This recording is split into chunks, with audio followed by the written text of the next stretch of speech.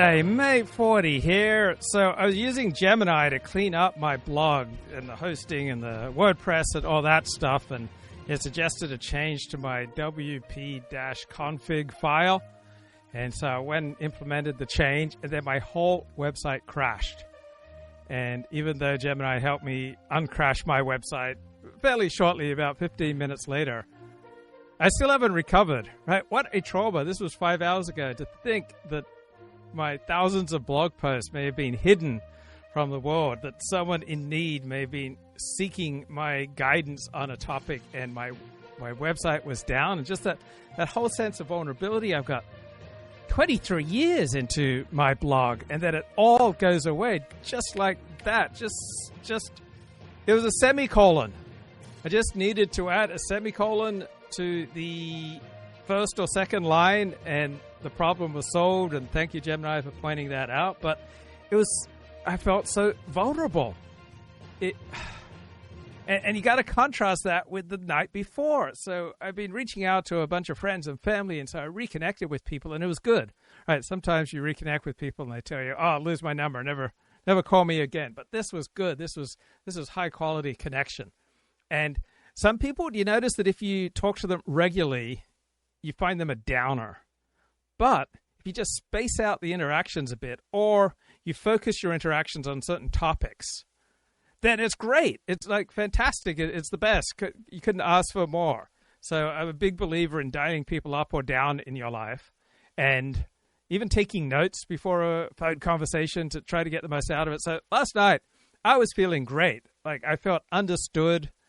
Is there anything more meaningful than having a good fundamental chat about Ehlers-Dahlos hypermobility syndrome? So not many people understand all the problems that come with Ehlers-Dahlos hypermobility, but I found someone who understood. Right, I don't have it super bad. I'm got it moderately. And so, look, I was hiking at Runyon Canyon yesterday, and this is embarrassing.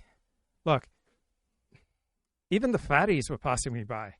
Like, even these women weighing over 300 pounds were walking up Runyon Canyon more quickly than I was. And I don't understand that, but there's an explanation. Like, I thought I was in really good shape, and then I show up at Runyon Canyon and I start going up the hill.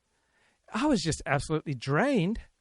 But it's not my fault, bro. It's my Ehlers-Dahlos syndrome. This is Gemini. It's not a lack of cardiovascular effort. It's a lack of mechanical efficiency. So on a hike, my hypermobile stretchy ligaments allow my joints to micro wobble with every step, and that forces my muscles to work double time just to keep me upright. Okay, so when 300-pound women are going up Runyon Canyon more quickly than you are, it is a bit of a shock to your self-esteem, because Runyon Canyon is like a pickup spot, right? This is the place to take dates. This is the place to find love and to give love and to receive love. And love is in the air. But it's hard for me to feel loving. I'm not super receptive to receiving love or giving love when 300-pound women are walking up the hill more quickly than I am. And there's like 3 of them. And they're part of an out group.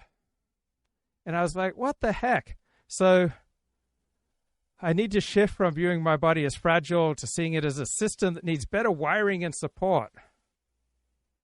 Okay, so my joints rely on muscles for stability more than a normal person.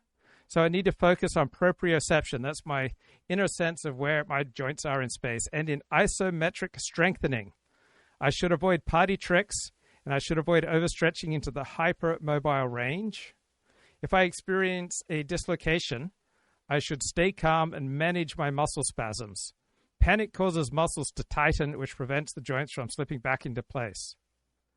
High impact or contact sports are discouraged due to the increased risk of acute injury. Swimming, walking, and Pilates exercises are recommended because they provide resistance without jarring the joint. So pace, don't race. Start with low repetitions and slowly increase intensity. See, Ehlers-Dahlos syndrome is why people like me, we get these spiking cortisol, adrenaline. It feels like an adrenaline rush, and it'll hit me at 1 a.m., and then I just can't sleep. But it's all to do with the Ehlers-Dahlos. Work on maintaining a neutral pelvis and spine. Okay, so nutrition. I need to eat salt. I need to eat salty food on a regular basis. Need adequate levels of vitamin D, magnesium, B12. That's why I've got those beef organ capsules. I need ergonomic tools, such as pen grips or thick-handled kitchen utensils to reduce strain in my small finger joints. Avoid standing or sitting in one position for too long. Frequent micro movements help prevent blood pooling and joint stiffness. So people with Ehlers-Dahlos syndrome, we feel the blood just pooling around our bellies because our muscles and joints are weak. Yeah, craving for salt. It's easy to feel lightheaded, dizzy. So I always make sure I've got salt and protein stuff near me. And also, what else do I have here? Also, some electrolytes. I find just having a few electrolytes around But if you increase your salt intake, you must increase your water intake simultaneously. Salt without water, it's like faith without deeds, guys. Like Dallas without the Cowboys. I should also consider compression stockings. I bought compression stockings about 8 years ago. I was concerned about my feet were swelling a lot. And I was only like a 50-year-old bloke. I shouldn't have feet swelling.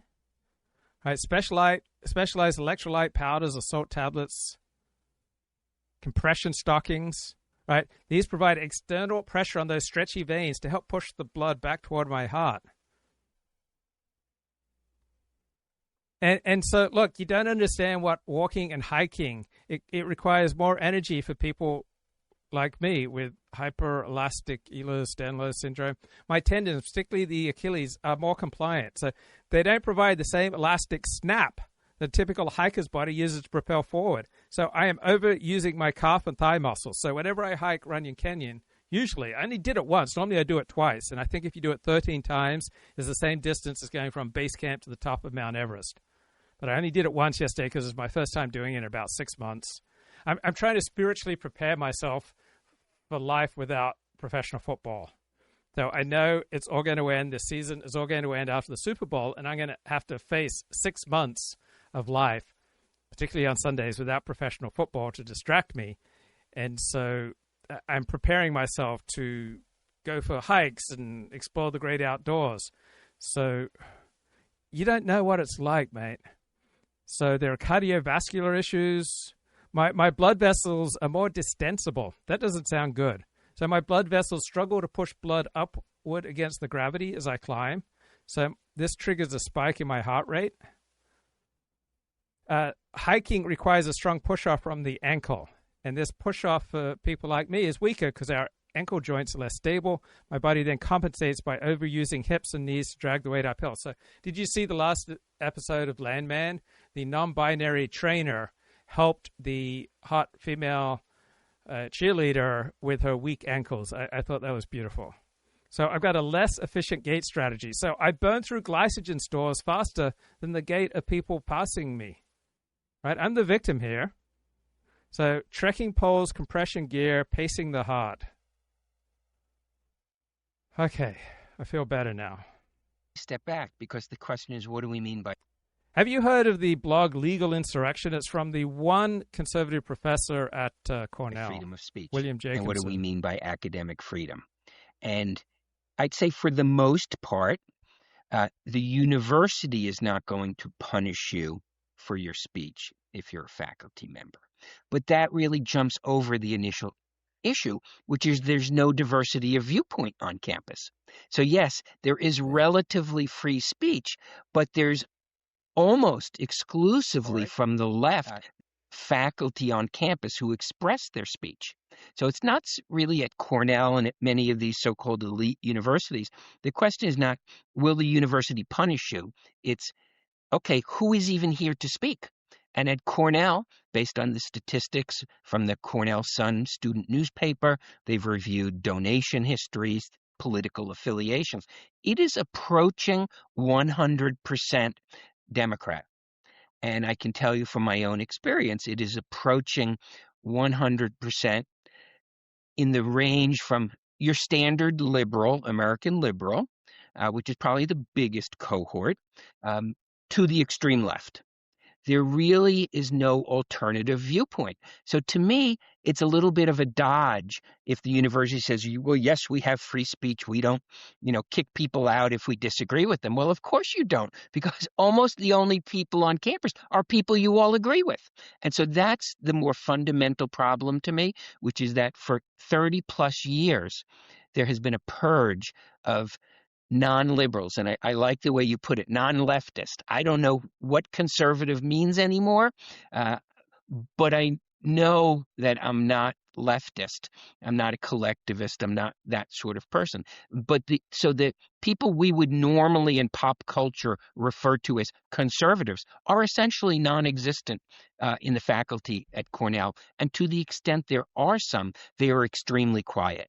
And that's where I think the issues of free speech and academic freedom come in, is that knowing you won't be hired, knowing you won't be promoted, knowing you won't get tenure if you are quote unquote conservative, people hide their feelings. So it's not so much that the university punishes you, it's a culture on campus which is a monoculture and only allows one viewpoint to flourish. That doesn't mean there aren't exceptions. I am the exception. There might be some others, but the exceptions, in a sense, prove the rule, which is it's a monoculture on campus. And that's the most fundamental problem. And so if the development office is pitching people saying, well, we haven't terminated a professor because of their speech, or we haven't kicked students out purely because of their speech, they may be right, but they're not actually answering the problem. And it is a DEI. So I just hiked Runyon Canyon once, thought I'd better ease myself into this new regime. And got to talk to friends, got to talk to family. I was just feeling so good. And in the background, I was watching the National College Championship. And how can you not love Indiana, not love last night's game, not love Indiana's quarterback, their head coach? I was just feeling giddy. And in my feeling of strength and vitality, and I was telling my friends and I was telling my family how good I was feeling, how strong I was feeling, and how psyched I was feeling, and how energized and passionate and ambitious, and I was just plowing my way through life like Ron Jeremy. God forbid.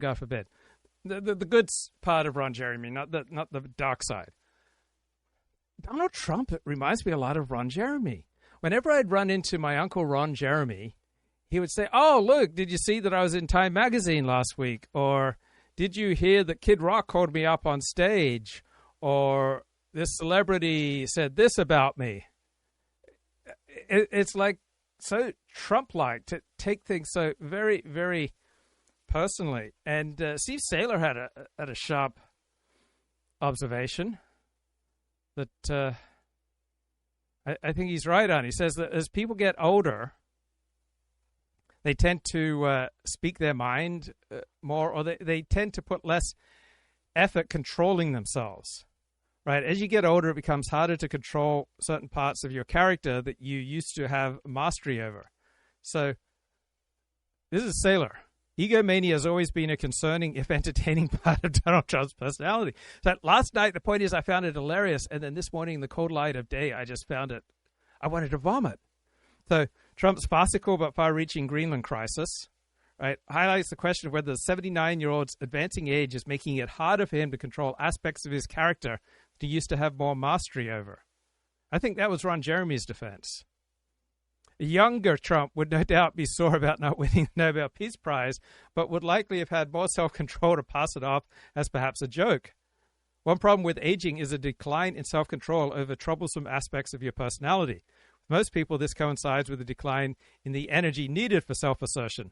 But with Trump, the lion, even in winter, still has abundant energy. Trump has exactly 3 years left on his second term. What do you think?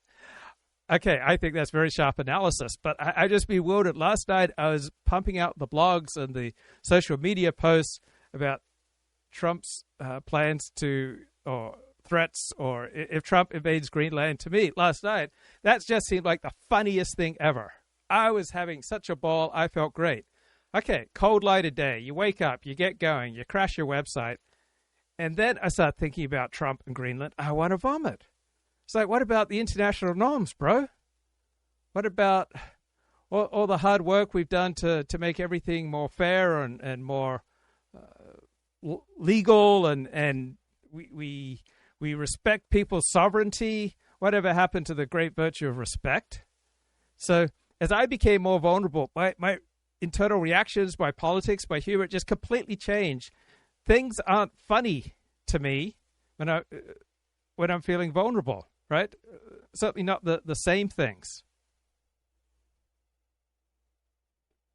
And when I share with you my insights on this matter, you will be chilled to the bone. So apparently safety dictates our perspective, which helps you understand women, because most guys, as I understand it, don't really feel that concerned about their safety very often. But women think about their safety multiple times a day, just walking through an underground parking space alone. So when you feel secure, like Trump threatening to invade Greenland, right, is a joke, right? Because the consequences feel so remote, it's just absurd, and you enjoy it. It's a spectacle. You're a spectator, and you're enjoying a spectacle, right? It just sounds like satire. It sounds like comedy. Now, cold light of dawn. Man, I experience life. My personality is so different between my giddy hours of 7 p.m., 8 p.m., and then getting up at 6 a.m., right? When I feel vulnerable, like I get out of that cold shower and it hurts, bro, it hurts. Then the same concept, the same words, Trump, Greenland, it's not funny to me. Am I just an unstable person? Right? The humor is just completely evaporated. Right? The Donald Trump could take Greenland and he could just start wrecking lives, and what just seemed so funny yesterday feels like chaos today. So apparently humor requires a perceived violation that feels benign. So when you're strong, the violation feels harmless. When you feel weak and vulnerable, the violation feels like a threat. So I guess I react to the world and to political rhetoric pretty much as a barometer of my own internal state of resilience. I will laugh at all sorts of things in the company of friends. Then those very same things will keep me awake at night when I'm alone and frightened. So benign violation theory, right? That was going to be the name of my memoir, but the publisher didn't like it. So a situation first must be a violation of some norm, such as a breach of etiquette. Second, the person must perceive the violation as harmless. And third, the two perceptions must occur simultaneously. So when I feel strong and invulnerable, the threat to Greenland satisfies the second condition, because my strength as a shield, I see the absurdity of Trump invading Greenland without feeling the weight of the damage. Then, when that sense of invulnerability fades, I wake up in the morning and get going, right? This violation no longer feels benign. It becomes threat. I don't have the distance for humor. I'm now prioritizing survival and empathy over the appreciation of the irony. So people in high-stress environments use dark humor. When I'm under stress, I'm less and less nice. I'm more and more brittle. So we use laughter to create the distance that we lack. We try to create something, transform something frightening into something manageable. This is a social glue. You share a laugh over a perceived threat with family and friends, creates a collective sense of power and safety. Yeah, I always leave Dublin, always leave shore feeling stronger than when I entered shore. I would typically enter shore feeling weak, and I would leave feeling strong and connected. And it's that energy released through collective effervescence, right? Through joining, getting on the same page with people like yourself. And it takes a man like me from weak to strong. And so whatever's going on with me in my physical, emotional states, my Ehlers-Dahlos syndrome or my narcissistic personality disorder, whatever, has such a profound effect on how I see the world. Diversity, equity, and inclusion, infused campus that dominates everything. So put it all together. Yes, technically there is free speech and academic freedom at Cornell. As a practical matter, there's only one group that benefits from that. Well, Bill, picking up on, I'm still only asking 5 questions, so this is a corollary of the first I mentioned it, about the treatment of Jewish students and maybe Jewish faculty on campus, which I'm in New York, you're in Cornell, which is also in New York, Rhode Island, and so maybe. So I love the historian Alan Allport, and I love his 2-part series on Britain in World War II, and I love his new book. It's called Advanced Britannia, the epic story of the Second World War. And the first volume, everything that you thought you knew about World War II was wrong.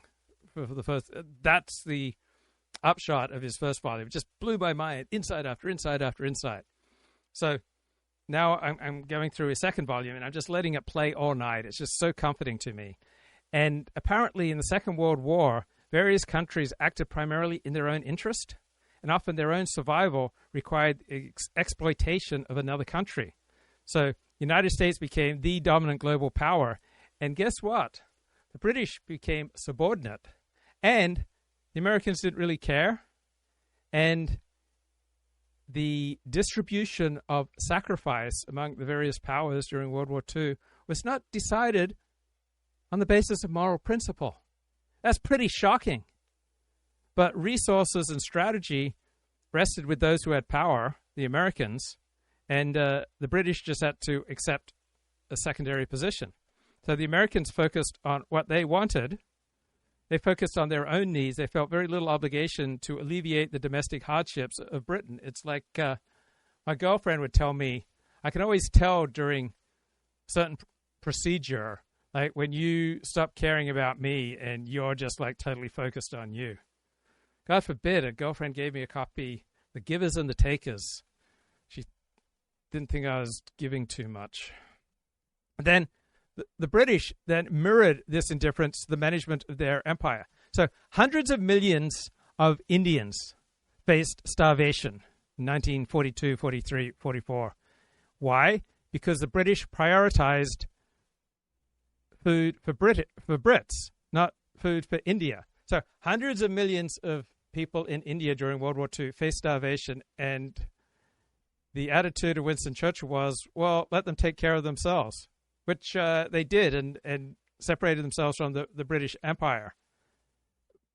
But you learn about this and you realize why the British and Winston Churchill are not received with universal honor and positive affection in India, when you just notice the absolute callousness of Churchill and British leaders to a famine that threatens hundreds of millions of Indians. So the U.S. used its power to dictate terms to the fading British Empire. The fading British Empire squeezed and abused their colonies to sustain Great Britain, and shockingly, moral principles played little role in any of these calculations.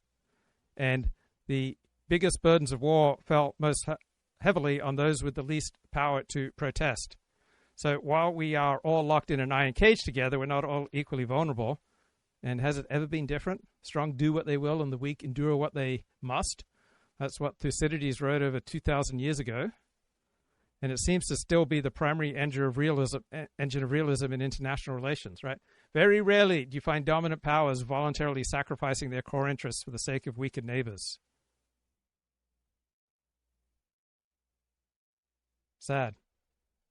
There's a little more coverage of this than there would be in the rest of the country, but I kind of was shocked by the openness of the hostility towards Jewish students at Cornell on the main campus. Cornell also has facilities in New York City.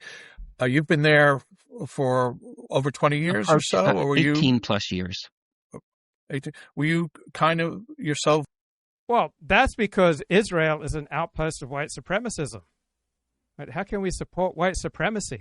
I didn't know that Israel was an outpost of white supremacism, but I just recently learned that, and wow. Were you stunned by what has happened in the last few years after October 7th?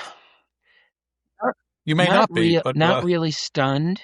I think it came to the surface very quickly, but I've been covering and dealing with these themes really for well over a decade, for approaching 2 decades, the extreme anti-Israel fervor of the faculty. So not only have they purged conservative faculty, they've purged pro-Israel faculty. Again, that's not to say there are none, but it is a minority. If you are your standard leftist academic, hostile to Zionism. So if you're not a big fan of Zionism and quite skeptical about Jews, I'm sure this perspective of victimhood will come as a shock. So any group can make a very compelling case for their own victimhood, even probably the most powerful group in the United States today, Jews. Believes Israel's a white supremacist state. If you're buying into that, you're going to have no problem getting hired. And you're not going to be shy about expressing your viewpoint.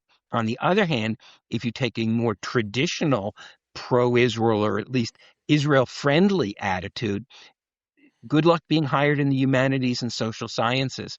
It's going to be a problem everywhere, not just at Cornell. I mean, I've had people who have wanted to write for my website who are in PhD programs or young academics, and they've told me they cannot use their name. They cannot put anything pro-Israel on their CV, or they won't get hired or they won't get promoted. They've got to hide it. So is it a hostile environment? Yes, it has been.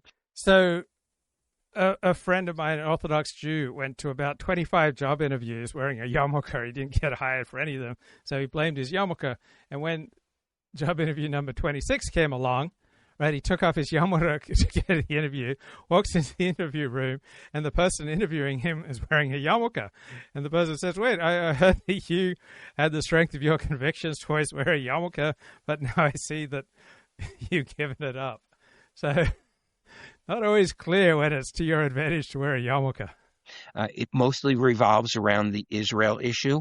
I don't think there's a lot of people on campus who walk around saying, I hate Jews, but when the majority, the supermajority of American Jews are supportive of Israel, to varying degrees, but supportive of Israel, and you have a campus environment that's hostile to that, I think that is, the dilemma we face in defining anti-Semitism in the modern times is, where does anti-Zionism become anti-Semitism?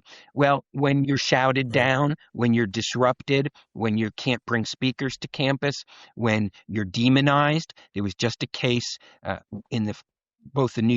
You must be so excited, right? You come to this channel to get dissident views, and for the first time, you get to hear the pro-Israel perspective. Like, what a relief. Finally breaking through the media monopoly to get that rare pro-Israel voice that's otherwise just so hard to locate. Pretty exhilarating. Eric Kaufman, he wrote the book White Shift.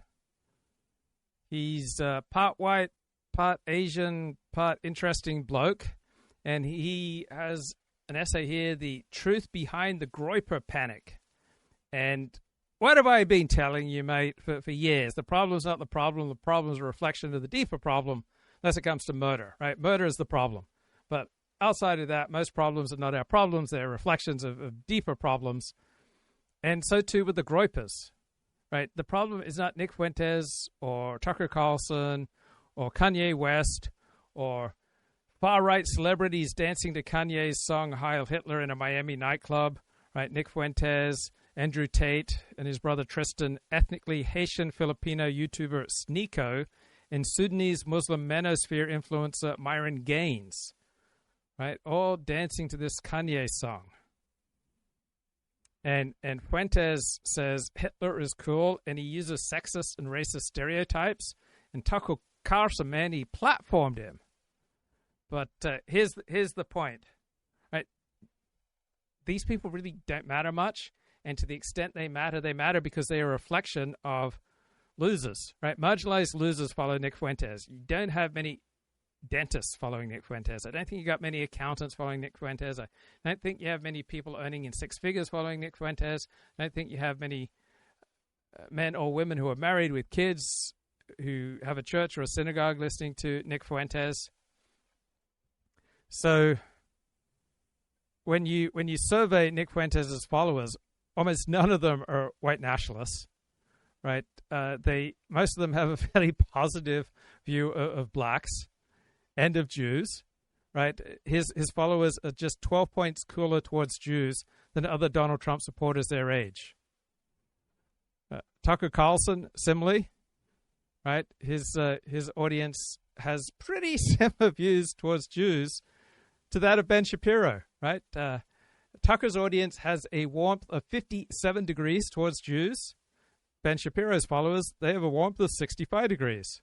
So following Tucker Carlson doesn't really associate much with being anti-Jewish. And following Nick Fuentes doesn't make you likely a white nationalist or anti-Jewish or anti-black. So these people like Nick Fuentes and Candace Owens and Tucker Carlson, they get a ton of mainstream media attention, but they're not changing hearts and minds. Frequently, if you're into Nick Fuentes, it's because you've got nothing going on in your life and he's offering you something exciting. So people who lose in life have to find some way to prop themselves up. At least I see through the BS, and so they're quite prone to conspiracy theories because that helps them feel superior to everyone else because they get to see through the BS. And so type of people who buy into this nonsense are people who are losing at life, and they just need some internal thing to keep themselves upright. So violating taboos, that's the point of following Nick Fuentes and company. You're an edgelord, you're a rule breaker, right? And it's a completely separate cognitive dimension from being a racist or a white nationalist or an anti-Semite, right? Plenty of these people who openly identify as racist endorse affirmative action. So what you have here primarily is a bunch of nihilistic, apolitical, anti-authority, rebellious, losing at life, marginalized losers who, due to their bad life experiences, tend to be cynical, mistrusting, unreasonable, and prone to believing all sorts of ridiculous things. So they've got to feel something. I went for a walk in the rain once, and it was very uncomfortable, and it was very windy, and it was painful, but I just wanted to feel something. The trust in the government is at an all-time low, and people are losing at life and not going to feel much invested in their community or their nation or in our institutions. And this problem is worsened because so many of our institutions are dominated by the left, and they get into these moral panics over racism, sexism, trans suicide, white supremacy, and they want to suppress speech and wrong thinking in the name of emotional safety, and they destroy trust. So you have this backdrop of truth-mangling humanitarian extremism from our major institutions, and then you have people who hate that and become conspiracy theories and shock jocks because they will tell you the truth. They'll tell it like it is. So, yeah, the followers of Nick Fuentes are nihilistic. They love to provoke. They love stupid theories about life, but they got nothing to lose, right? They have no reason to be invested in the system. New York Post and the Free Press about an anti-Zionist professor who kicked an Israeli student out of the class. And to their credit, the university did commence disciplinary proceedings against him. The faculty rallied around him. Okay, that's a whole nother story. But so it is a hostile environment. That there have been very active anti-Israel coalitions built over the years, long before October 7th. And they were always built in a very racialized manner. So it was always students of color, people of color versus Israel. And you can go back to 2014, 17, 19. We covered this at the website. What they would do is before they would bring a boycott motion to the student assembly, they would create a coalition of non-white student groups. And that would be, and so it was a very toxic sort of environment, a very race-infused hostility, and there was a lot of intimidation. That same hostility applied to conservative students on campus as well. Okay, so these university students who were agitating against Israel and making the case for Hamas, right? Do you think they were the best and the brightest? Right? I suspect they're overwhelmingly affirmative action students who were struggling with their responsibilities and so wanted to burn off the tension and do something exciting. I mean, because I'm essentially the only openly politically conservative professor on campus, I'm the faculty advisor to almost every right of center student group. So the pressure that pro-Israel students came under on campus, conservative students came under, but it all came to the surface after. Okay, Donald Trump held a news conference today. Man, his approval ratings going down, down, down. Republicans seem to be in a lot of trouble. What's he got to Nobody say? talks about the fact that $19 billion at a minimum is missing in Minnesota, given to a large degree by Somalians. They've taken it. Somalians, can you imagine? And they don't do it. A lot of very low IQ people, they don't do it. Other people work it out, and they get them money. and they go out and buy Mercedes-Benzes, and they come from here. They have no money. They never had money. They never had a life. They never had a government. They never had a country, because there's basically no country. Somalia is not even a country. They don't have anything that resembles a country.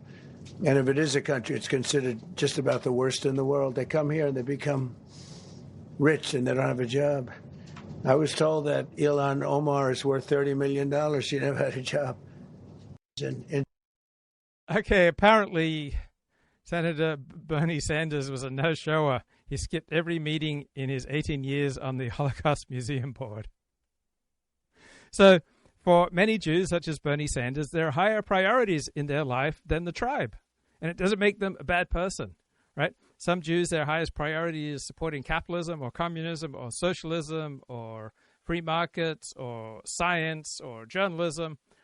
Not every Jew makes his primary identity the tribe. In fact, most American Jews are far more devoted to America than they are to anything Jewish. Only about 10 to 15% of Jews are Orthodox.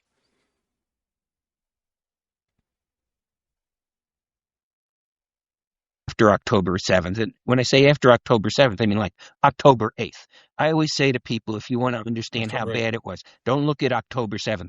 Look at October 8th.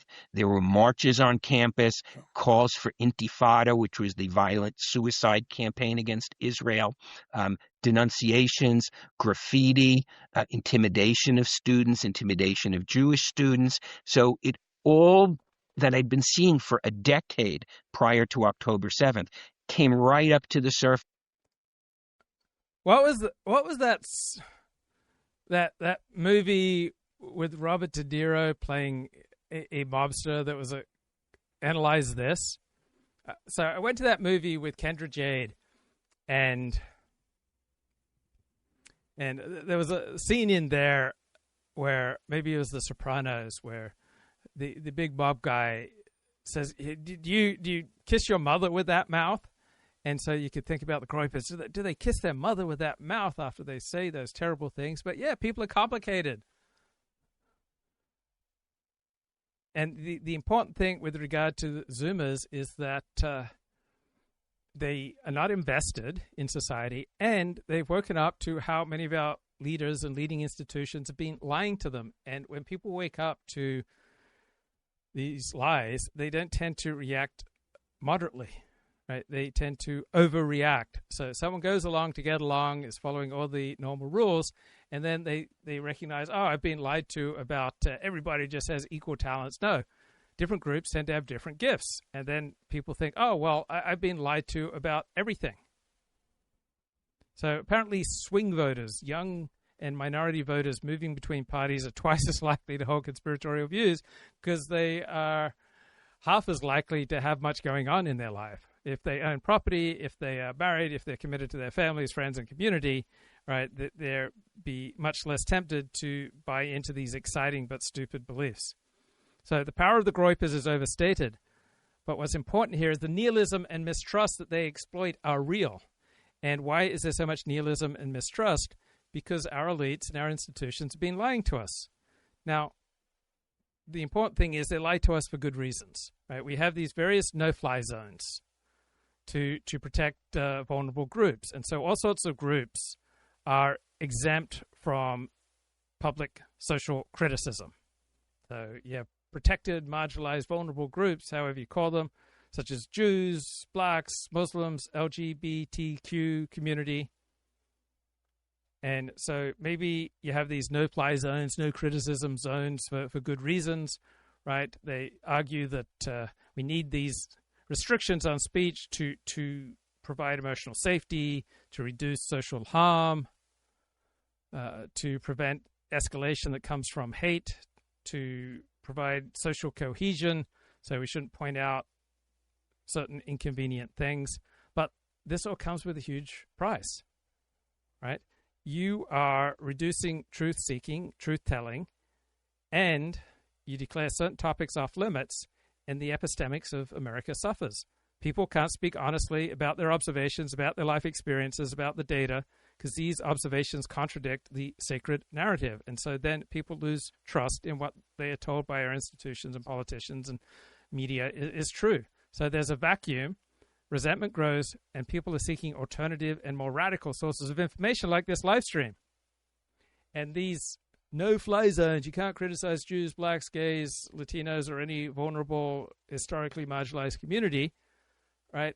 These no-fly zones are enforced by the people with the most power in our society, particularly those elites in academia, media, and HR departments. So those in power define what is acceptable to say, what is a valid critique, and what is hate. And so they shield their own preferred social hierarchies and political alliances from scrutiny. What a good deal for them.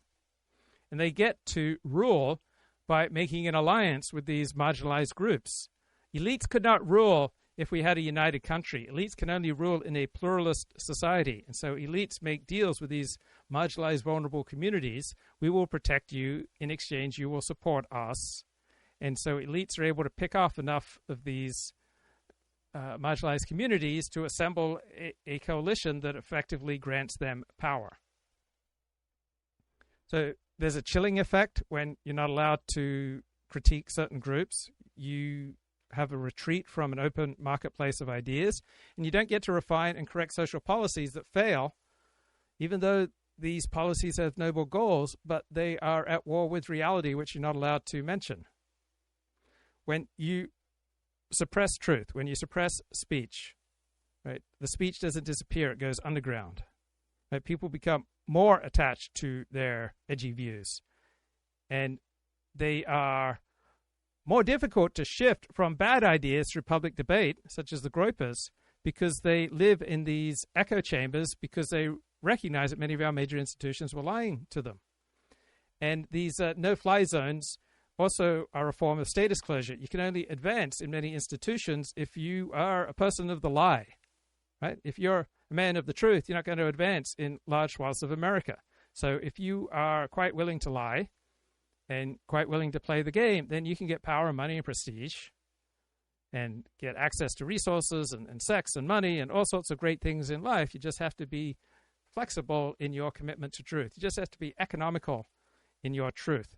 So what drives our politics is not deep moral values such as equality or tolerance. The reason that we have these no-fly zones is not coming from moral concern and safety. Right? That's the rhetoric. But what people say is not the reality. You don't have to take people at their word. You don't have to take Nick Fuentes and the Groypers and Richard Spencer and this or that. You don't take people at their word, because incentives are such. People rarely say what they mean, rarely mean what they say. People usually just say what is expected of them in a particular situation. But what we do have that is real and deep is an evolved psychology for forming alliances, because you want the people with their hand on the coercive power of government to be on your side. So to develop an alliance, people must be forced to signal loyalty. And so sacralizing a group, declaring it off limits for critique, creates a powerful tag or marker, enables you to form a powerful coalition, elites versus the most vulnerable. And then we put out all this beautiful sounding rhetoric, and we make it socially and professionally and economically very costly to tell the truth about different groups. So you create an alliance, and you've got a barrier, and rivals can't penetrate. Right? So this is not about the inherent vulnerability, sanctity, or marginal nature of any of these protected groups. It is a strategic way of developing an ally so that you can have power, money, and prestige. So if you make any critique of certain groups, Jews, blacks, gays, Muslims, right, that's an attack on an entire alliance. And so this mobilizes members of the ruling elite to defend the victim if they have no personal connection to the group. So the no-fly zone is a defensive perimeter. And enforcing no-fly zones is a way to test and ensure transitivity. Right? That means if you are my ally, you must share all my allies and all my enemies. And if you then criticize a sacred group, you're signaling that you are not an ally. You are a liability. And so we must harshly punish you, because we must purge unreliable allies who might otherwise side with a rival or start infighting. So we defend groups from critique while aggressively criticizing and critiquing enemy groups. Right? Moral principles tend to just be ad hoc, post hoc justifications, and you're incentivized to support a no-fly zone for your own ally, while going to the barricades to criticize and demean and tear down the enemy. So you develop a no-fly zone, you claim high-status position for your group, and then you use that power to demand resources and political concessions.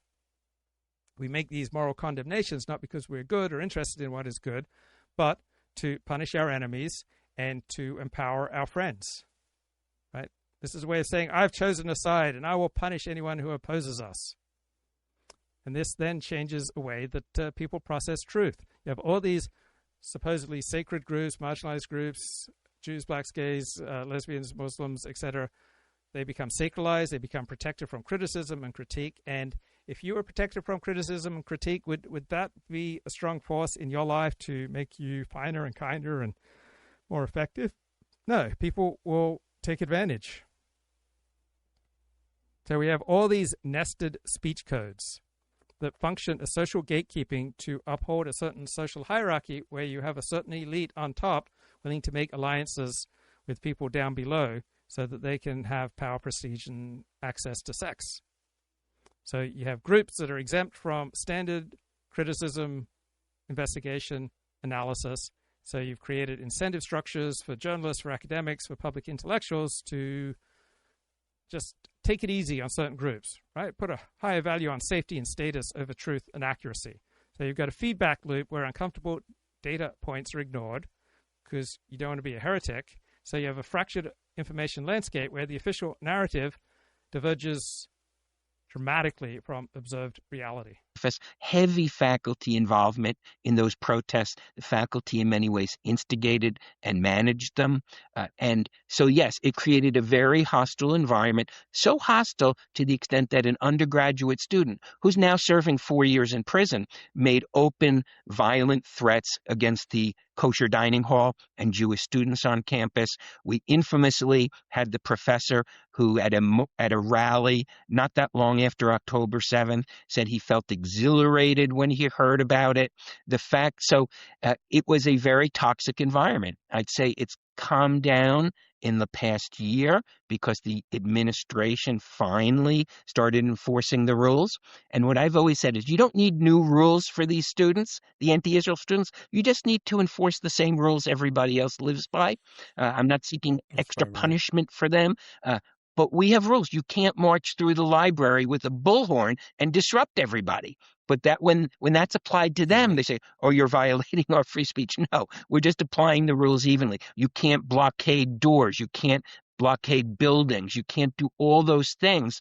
And yeah, I didn't get why the pro-Hamas, anti-Israel crowd was allowed to shut down the effective functioning of major universities. You can't allow groups to take over property and a business. Just think of universities as a business. You can't allow groups to take over a business and not allow people access to the business. People who are paying for the business should be allowed to go to class. And this is clearly an assault on the operation of universities as a business. So that was the pattern of intimidation. Rallies on campus. We had our encampment as well, like many other colleges did.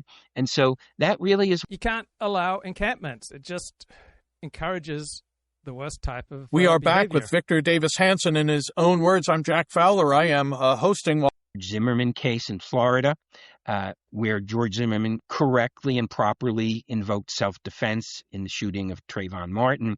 And it was that case that gave rise to the Black Lives Matter hashtag.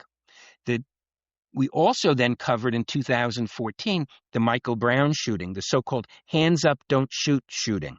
That case gave rise to the formal organization. So we were tracking Black Lives Matter really before it was even Black Lives Matter, that whole movement and the people involved. And we covered very closely at the website the Michael Brown case.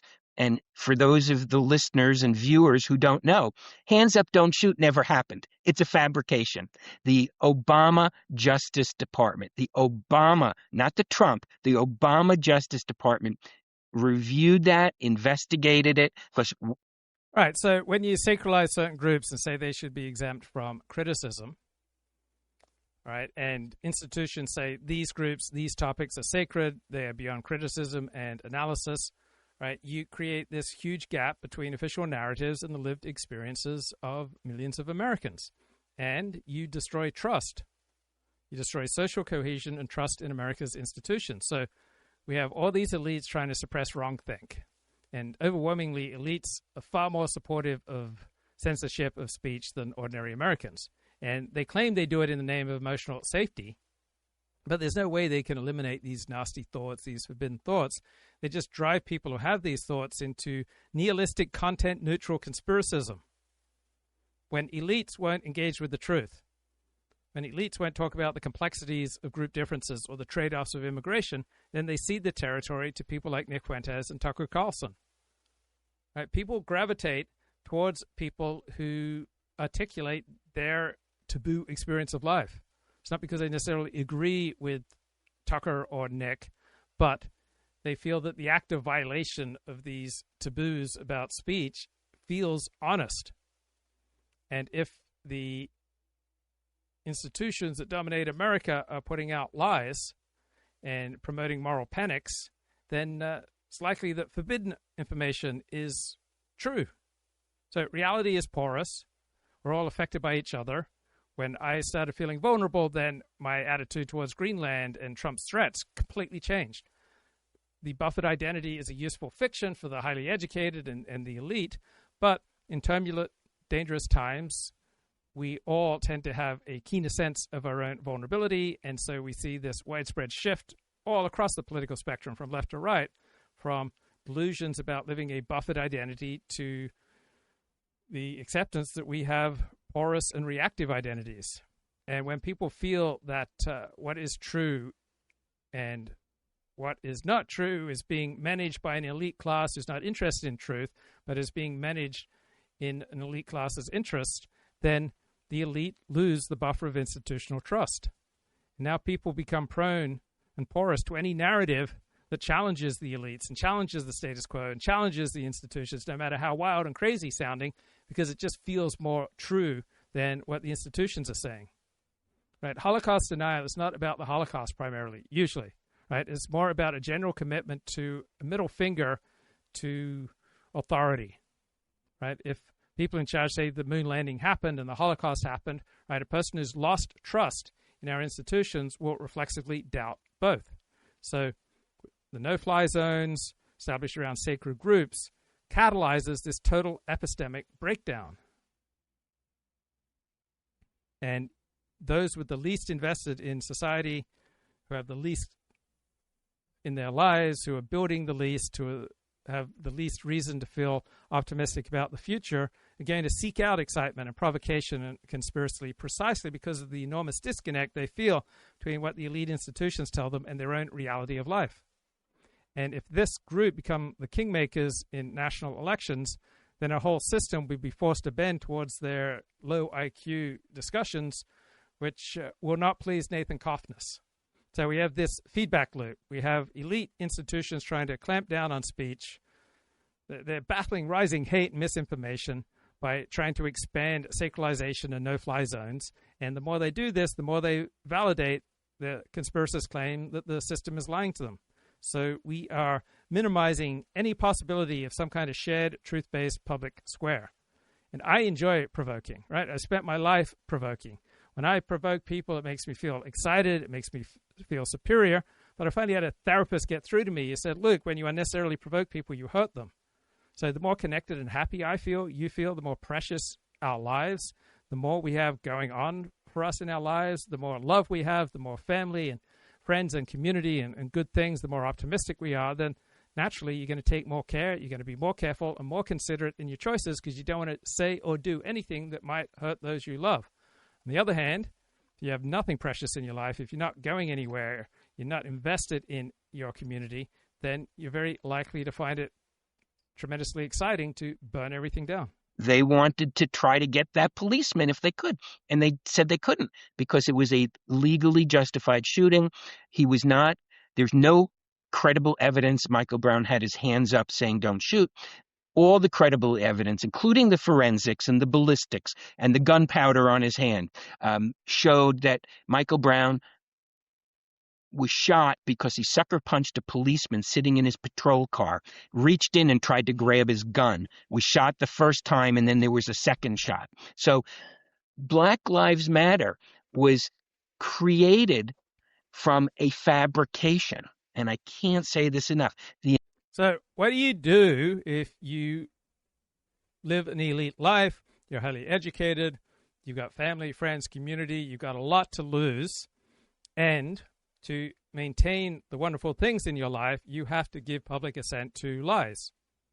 It's not easy to navigate that challenge. Some people don't find living by lies as easy as other people. So what happens is you get something called preference falsification. So in public, you affirm the lies. You affirm, oh, this group is sacred. It must be off limits to any kind of normal social critique and criticism.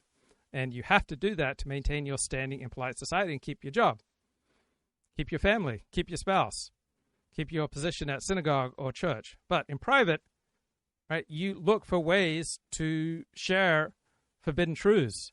And this gap grows between your private beliefs and your public expressions. And this destroys social trust. When people realize that the public square forbids many truths, they stop trusting the information that comes from the public square. They stop trusting the institutions that manage the public square, and they look for alternative sources of information. And if you can't criticize a group, you can't critique a group, if you can't analyze a group, if you can't do the normal kind of reportage and study that a group should expect, then all sorts of maladaptive trends within that group are likely to flourish, because we all tend to do that which is easy. And it's only when we're caught out and embarrassed, right? I like to do things a certain way that are just naturally flow from my heart, and my father would shake his head when I wouldn't listen to his criticism, and he'd say to me, you'll only learn through pain. And he was right. I will keep doing comfortable things that just are congenial to my personality until the price of doing those comfortable, congenial things becomes higher than the price of changing.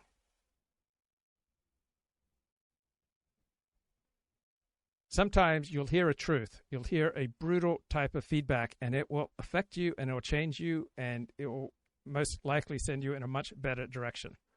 And what's the role of the mainstream media here? They are the primary gatekeepers of the public square. When groups become sacred, the mainstream media moves from reporting events to managing perceptions. So journalists and editors operate within a context, a professional incentive structure, and this structure rewards a certain type of moral clarity, a certain type of hero system, and it disincentivizes moral complexity and telling the truth on inopportune topics. So when it comes to reporting on these sacralized groups, the elite news media functions as gatekeepers. They will filter out data that could lead to harmful conclusions. Right? They're going to operate with institutional risk management. If they write a story highlighting negative trends within a protected group, that's very likely to lead to their professional ostracization, to an internal HR investigation, to getting fired, to losing friends, family. It's a dark path, right? We evolved to live within the middle of the tribe. So mainstream media typically adopts the victim frame or the agency-free narrative for these groups. Anything bad that Jews, blacks, Muslims, gays do, it's not their fault. It's because of external systems. While any success from these groups, well, that's because there's something wonderful about these groups. So you have flattened reporting. You have people being turned into static symbols in this moral political drama that intoxicates our elites. And to have these widespread preference falsifications within the newsroom, it's not good for morale, right? When the things that you observe in reality, when the data that you learn contradicts the official editorial line and the cost of speaking up is high, you'll lose your job, you'll lose your status, you'll lose your friends, you will most likely choose a spiral of silence. Only the approved narrative is voiced, even if most of the reporters privately know that it's false. This results in that knowledge falsification. The media stops reporting many things, stops gathering certain types of information because they know that information can never be published. And the elite news industry has effectively blinded itself deliberately to avoid seeing what it is not allowed to see and say. It's just like closing one eye to anything that's inconvenient. This then creates an erosion in public trust. The audience consistently experiences a huge gap between their lived reality and the media's portrayal of that reality. They recognize the media has become a propaganda arm of the elite rather than a neutral observer, and they stop trusting both the news media and the elite consensus behind it. And people increasingly migrate to alternative media, to podcasts, to independent platforms where these sacralized groups not as protected, where all these speech taboos are ignored. So we have a loss of the public square. We don't have any trusted mainstream arbiter of what is true. We do not operate with a common set of facts. We operate with various groups experiencing epistemic closure, right, where different segments of the population live in entirely different tunnels of reality. And the harder the elites and the media try to protect the sacralized groups, the more cynical the public becomes. And even true and necessary defenses of these groups will become dismissed as regime speak. So the mainstream media experiences a steadily shrinking audience, a narrowing of its intellectual horizon. By exempting various sacred groups from criticism, the media abdicates on its role as an investigator of truth, and instead it becomes a curator of social harmony in alignment with one particular hero system. The entire launch of Black Lives Matter was based on a fabrication about the Trayvon Martin case, that it was a racist case, and a fabrication about the Michael Brown shooting. And so from its infancy, Black Lives Matter was based on a fabricated narrative of racism in our society. The people who organized the formal organization we followed from beginning, and they were self-proclaimed Marxists. They used that organization to try to destroy our society. So have you ever heard of the Ferguson effect? Guess what? People react to incentives. And when you incentivize the police not to do their jobs, then they will back off. And when the police back off in certain communities, bad people will step up. When good people step down, bad people step up.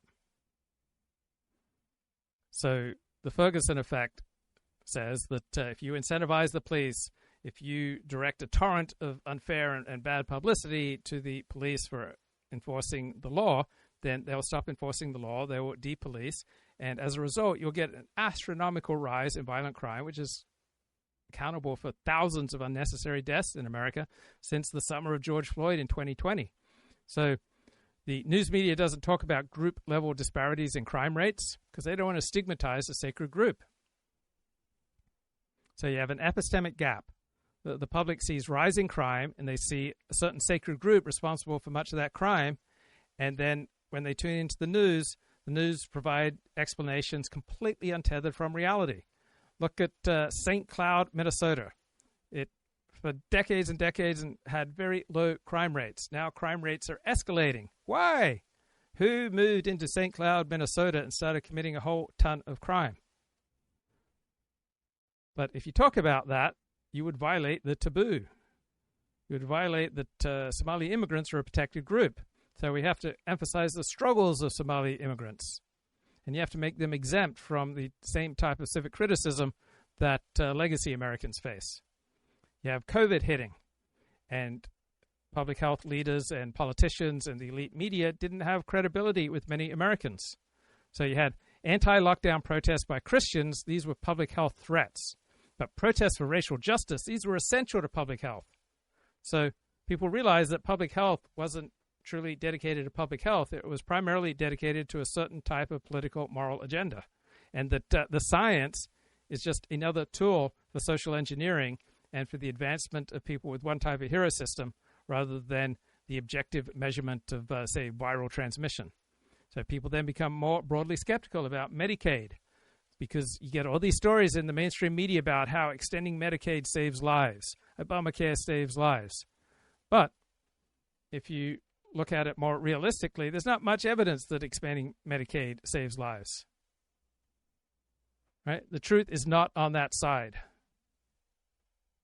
So your lived experience consistently contradicts the narrative that you get from CBS News and the New York Times and from your boss and from our dominant institutions, and you will feel epistemic alienation, right? You're not just simply disagreeing. You feel that what your own eyes see and your own ears hear, you're being told that these are not reliable witnesses to reality. And you're not allowed to discuss publicly all these observed trends. Not allowed to be real about changes in neighborhood safety or which groups are committing the most types of fraud in which areas. Not allowed to talk about the mixed effects of immigration or the realities of different groups have different gifts, and when different groups live in the same place, there's often friction. So do you retreat into a state of chronic cognitive dissonance, or do you just get the clarity, hey, they've been lying to me? And either way, it must be an incredibly discombobulating effect, right? You realize all the incentives to just stay silent publicly with regard to the truth. You start feeling that your country is run by a hostile elite, right? You resent, and so you find fringe communities or radical politics that support your resentment. You stop trying to communicate with the mainstream. You give up. You exit many public spaces. You exit the shared public information space. You build parallel realities online where taboos are ignored. You stop giving legitimacy to elites, institutions, and the media. We get an increasingly fractured society. Trust becomes increasingly scarce. So you have all these no-fly zones creating a disorienting effect that eventually gives way to a very hard cynicism. People assume that every official statement is a lie, is some kind of move in a status game. It's a ploy. It's not an attempt to describe the truth or to describe what is good. So people discover one specific systemic lie maintained by an elite institution. They don't tend to stop at moderate skepticism. They frequently undergo a total epistemic shift. Right? They go from, I disagree with this policy, to people in charge are fundamentally lying to me. And this cascades and touches every area of institutional authority. So people stop giving leaders and experts the benefit of the doubt. They stop giving institutions the benefit of the doubt. People start thinking, what's the hidden agenda here whenever the elite speak? People recognize that mainstream narratives are carefully curated fictions. They feel betrayed, and they hunger for alternative explanations. And they think, oh, if the elites lie about group differences, then what else are they lying to me about? And people start reverse engineering reality. So the media says X, Y must be the truth. So people become more and more susceptible to conspiracy theories and fringe narratives because the official version of events is clearly a fiction. You have a flattening of the world. People stop distinguishing between different types of institutional claims. They start treating a weather report, an economic statistic, a report on international war with the same level of cynical dismissal, right? This is epistemic secession. The individual no longer lives in the same world as the elite. They view the ruling class not as fellow citizens with different ideas and values, but as a hostile, predatory layer of society that uses language primarily as a weapon of control. It doesn't mean everybody who's gone to a march is a Marxist, but it does mean that the people behind it, the people who organized it, did it for the purpose of destroying our country. And we saw that unfold post-George Floyd. So my big takeaway is the single most influential and impactful social movement of this century in the United States was birthed from fabricated claims of racism. And people need to understand that. It was all. And when people realize that, they don't tend to react moderately. Right? The longer the elite maintain a lie, deny the focus and effect, the more the public comes to believe that the lie is the only thing that the elite produce. So you have a collapse of trust. Very difficult to reverse because any attempt by the elite to tell the truth is now just seen as another layer of lies. And this frequently fuels an intense form of antipathy towards Jews. Right, when elites create no-fly zones around certain groups, such as Jews, they inadvertently trigger more cynicism and fear and concern and hatred towards Jews. Right? When there's an enormous gap between reality and the official narrative, you look for the architect of that deception. Jews are overrepresented in many elite sectors, such as media, law, academia. And so all sorts of no-fly zones are now attributed to Jews. This creates the trope, Jews are the state within the state. These are the people who really run things. They're manipulating public discourse to protect their own interests. And the protection of other groups, such as blacks and gays and Muslims, that's not the genuine moral project. That's just a strategic shield deployed by Jewish elites, a hostile elite, to maintain their own power. Then people start looking at anti-discrimination laws and speech codes as why are they more aggressively enforced when they involve charges of anti-Semitism as opposed to anti-Christianity or anti-white? So why these double standards? Here we've got empirical proof of a hierarchy of protection, and my group is way down on the hierarchy. Why are these various outgroups way up in the hierarchy of protection? Then you have heavy-handed measures by institutions and police and politicians and societies to combat anti-Semitism. And instead of reducing the hate, right, these actions just convince observers all the more that it's the Jews who are running things, who get unfair and special levels of state protection. If then we have more and more hatred of Jews, so we have to then get more and more laws about curtailing free speech, then people often will blame the Jews for the loss of our fundamental democratic rights. So all these elite efforts to protect Jews usually ends up providing the very ammunition used to attack Jews. Jews seem to most people to be white and elite. So why do they get this status as a protected minority? So this dual status is combustible. And if you feel victimized by the current social order, the current hierarchy, the current arrangement of institutions, current arrangement of power, then Jews seem like the most powerful segment of an undeserving, hostile elite. And if you're not allowed to critique Jews, blacks, Muslims, gays, and other sacred groups, when you're not allowed a cold analysis of reality, then you have to go underground and find radical spaces to talk about these things that interest you. And so you get a dangerous feedback loop. The more the elite attempt to protect Jews through the sacralization of Jews and the silencing of critics, the more they validate the view that Jews control the boundaries of what can be said. So Jews become the target for anyone who feels governed by a hostile and dishonest elite. So the modern no-fly zones are the modern version of the Hays Code.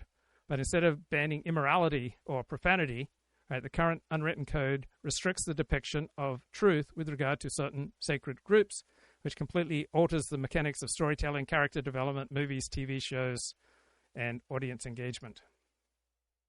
Well, it wasn't a hoax in the sense that two people were shot and they were killed, but they were not racially motivated shootings, and they were legally justifiable shootings. And so that's my big takeaway, is that Black Lives Matter then literally destroyed our country after George Floyd. All of the plans they had to burn down our cities and tear up campuses and force out conservatives, etc., came to fruition. And it came to fruition at Cornell also, because after the George Floyd death, I saw people marching saying, "Hands up, don't shoot." And I wrote a post at my blog, which I'd written actually 3 or 4 times before, say, hey, that's a fabrication. So when movies, TV shows, news reports, books stop reflecting the reality of the world as we experience it and as we see it, then these mediums lose any power to build a common culture. So we no longer have a shared mirror. We just have another contested territory where the correct portrayal of a group is more important than the quality of the film. So, for example, there's a trend, particularly I think on CBS, that the computer scientist and the medical scientist and the hero doctor, they're like 90% of the time they're black. And you see this woke agenda in your movies, and it's not so fun and entertaining. And what happens when you have an elite man with an elite education, an elite status, right? And he realizes he can't work in his elite profession as long as he tells the truth. So he has to choose between telling the truth and maintaining his position and maintaining his family. When he realizes this, is he just going to be chill about it? Right? No, he's going to have a psychological and professional crisis. He's going to find himself stuck in a pincer movement between his internal integrity and his external obligations. That's not a fun place to be. He is going to experience a high-status trauma that will lead to deep resentment and very likely a radical break from the system. Right? Think about the man. He picks up Kevin McDonald's Culture of Critique, and he starts talking about it publicly and speculating about it. And so he gets fired from his tenure position at a university, and think about the pain of his family and his friends and his community and his life spirals. And do you think he's just going to be chill and moderate? No, you're going to have a very intense reaction to that. So if you have to choose between living in truth and providing for your family, you're going to feel emasculated, right? In a traditional view, right, your role as a man is to provide and protect for your family. So when the price of providing and protecting for your family is publicly performing lies, you will feel you've had to sell your soul to pay your mortgage. You're not going to be calm and accepting about this. It's a state of chronic stress, right? The man knows if he speaks the truth, he will get the professional death penalty. He'll be blacklisted. He will lose his health insurance. He won't be able to pay for his home. He won't be able to pay for his kids' education. And he likely see his family not so much as a source of joy and pride, but as a set of hostages held by the regime to ensure his silence. So in ancient times, when you had warring groups, they would try to reach peace by exchanging children and taking effectively hostages. And that's what we have now with this current regime. So you invest decades in acquiring the credentials and the social capital necessary for your profession. Then you realize those assets depend on your willingness to lie. Right? You're going to have a sunk cost betrayal. You'll keep going to the office, you'll attend the meetings, you'll say what you need to say, but you will become a ghost in your own life. You will practice inner emigration. Right? That's what dissident Soviet Union used. You will physically stay in your elite position, but you will mentally withdraw. And every time you sign a document or give a presentation or sign on to anything that you know is a lie, your self-respect takes a hit. You're not going to be chill about that. You will be angry, irritable, depressed, desperate, and feel a quiet, burning anger directed at the elite you once respected and wanted to emulate. And eventually, for many, this tension becomes unsustainable. You reach a breaking point. The psychological cost of the lie eventually outweighs the financial cost of the truth, and you snap. You speak out, and you do it with a ferocity. You don't do it in a chill, calm manner. You become an effective critic of the system. You know how the machinery of the lie works from the inside. Other people don't quit. They become mercenaries. They stop believing in the mission or any greater good. They focus entirely on extracting as much wealth as possible before the system collapses. They become cynical players who have no loyalty to society or to the elite class they inhabit. Right? When you are lying to protect your family, you live in a permanent state of dread. You're constantly looking over your shoulder. You're constantly wondering, will this stray comment or this private email or this remark, will it trigger the HR mechanism that ends my career? You're not going to be chill. You will be a man living in a gilded cage, watching the door, waiting for the lock to turn. Think about the pressure of living this double life. It creates a corrosive atmosphere that will leak into the most intimate parts of your life. You suppress the truth at work to protect your status, but you don't leave that tension at the office. You will bring home a version of yourself that is guarded, resentful, and distant. I can't imagine that this is good for marriages. Okay, and people lost their minds. There was a concerted effort, internet petitions, 15 student groups organized a boycott of my course. Every professor in my hallway signed a letter denouncing me. The dean denounced me. All this craziness, all because I told the truth about this fraudulent movement, this movement founded based on... So what do you think this does to a marriage? Right? The spouse is the first casualty. The spouse is going to cry herself to sleep every night. Now, perhaps if the wife shares his private views but still insists on public compliance for the sake of their life and their kids, right, then they become co-conspirators in a lie. They have a shared burden. They can develop a bunker mentality, but what will more likely happen is mutual contempt. He will resent her for being the reason that he must kneel to the regime. She loses respect for him because he's emasculated. The home is no longer a sanctuary of truth. It becomes a second theater where the correct opinions must be managed to avoid social suicide. Think about the effect on the children. Will the father raise his children to be truth tellers or survivors? If he teaches them the truth, they may repeat it at school and ruin his life and their lives. If he teaches them the elite narrative, he is lying to his own flesh and blood. Children are sensitive to authenticity. When they sense that their father is saying one thing and believing another, they lose their moral North Star. They may grow up to be cynical chameleons who believe that all speech is just a tool for status. They may rebel against his weakness and cowardice. Not good. Think about the man's friendships and his church, right? These things are usually built on shared values, but now the no-fly zone turned them into minefields. Socializing becomes an exercise in constant self-censorship. Like every time you go to dinner, it's like the company dinner. You have to avoid old friends who are true believers in the elite narrative because the effect of performing the elite narrative for them is just too exhausting. He gravitates towards a smaller, hushed circle of men who know that even there the fear of a leak prevents honesty. Think about the empty pew. If his church adopts the sacralized language of the day of social justice and diversity mandates, the man will feel spiritually betrayed. He sees that the one place that should be dedicated to eternal transcendent truth has been captured by the same lies he has to tell at work. So he's probably not going to last long in this church. He's going to withdraw and feel that his friends and his community are truly a surveillance network. So the final state is one of profound isolation. A man feels he cannot be fully known by anyone, not his wife, not his kids, not his peers. I mean, good luck telling your therapist these things. He becomes a unit of one. He has to protect a secret reality of truth that no one else is allowed to see.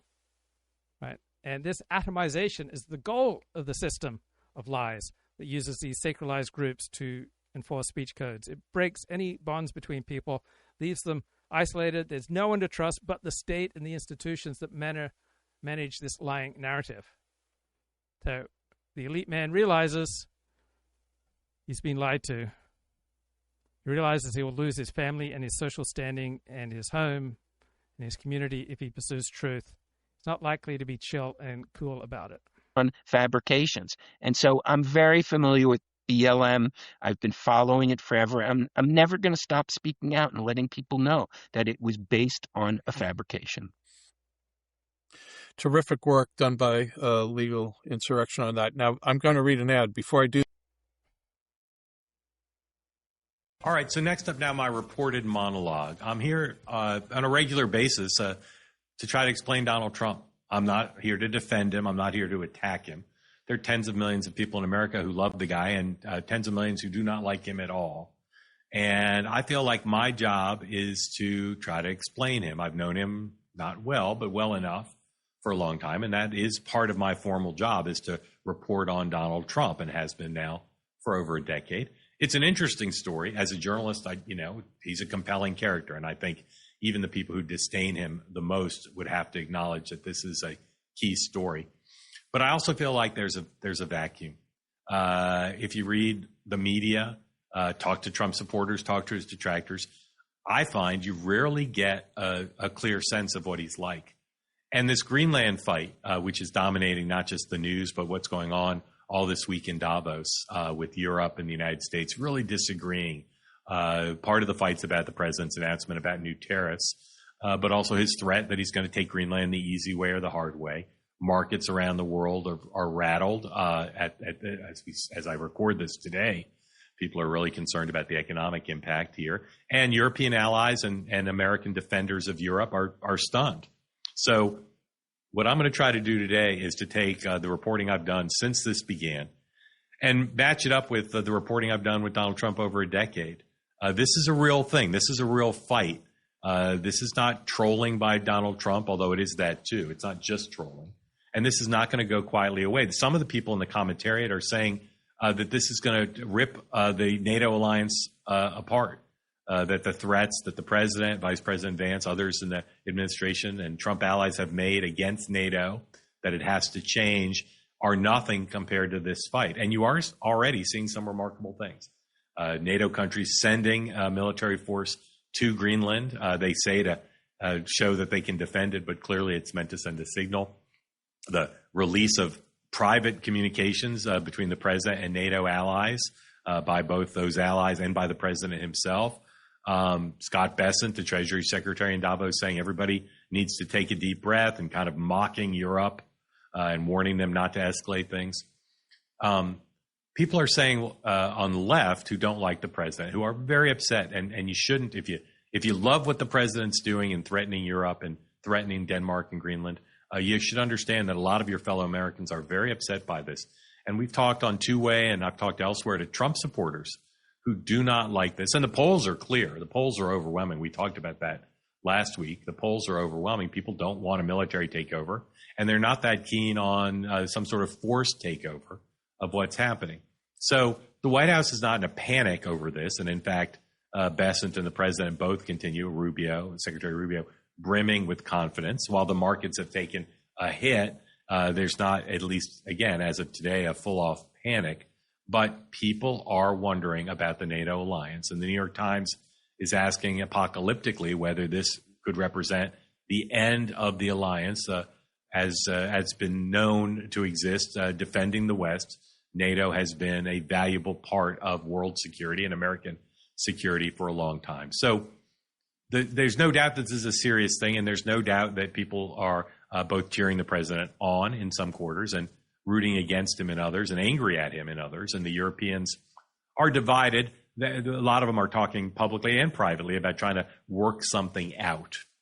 But they're worried that it won't work out and that this will be some sort of permanent rupture. So this is what I want to tell you, 5 points about where this actually is. The president knows the Europeans are upset, but he wants Europe to change. And you saw this when he demanded in the first term that Europe pay their fair share regarding NATO. But you also saw it in the vice president's speech at the beginning of the Trump administration.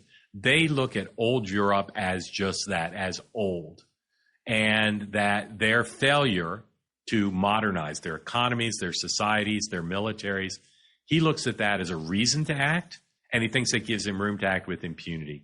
That Europe is slow, that it's process obsessed, that it's afraid of using hard power.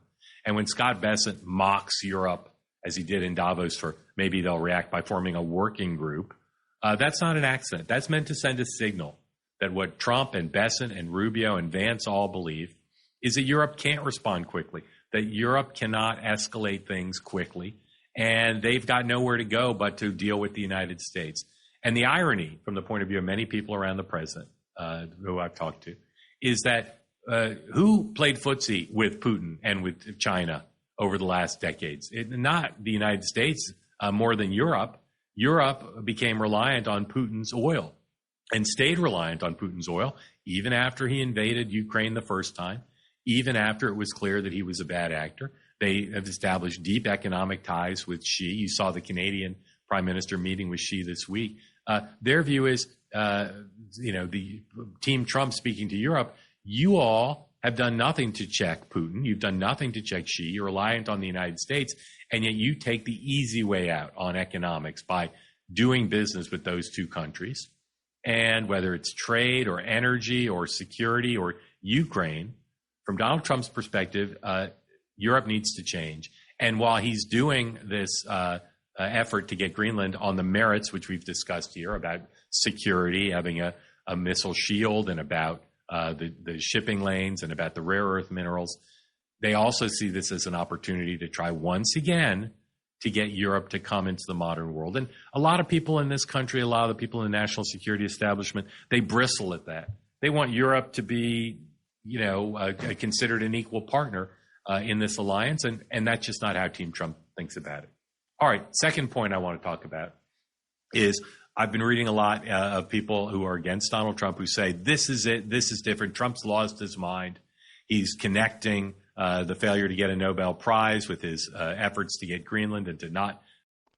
Okay, so if you're not happy with the elite, not happy with the mainstream media, you're going to turn to alternative sources of information. What could be a better alternative source of information than modern wisdom? The great thing about trafficking and teaching and sharing and monetizing wisdom is that it can't be refuted, right? It just makes a bunch of unverifiable claims.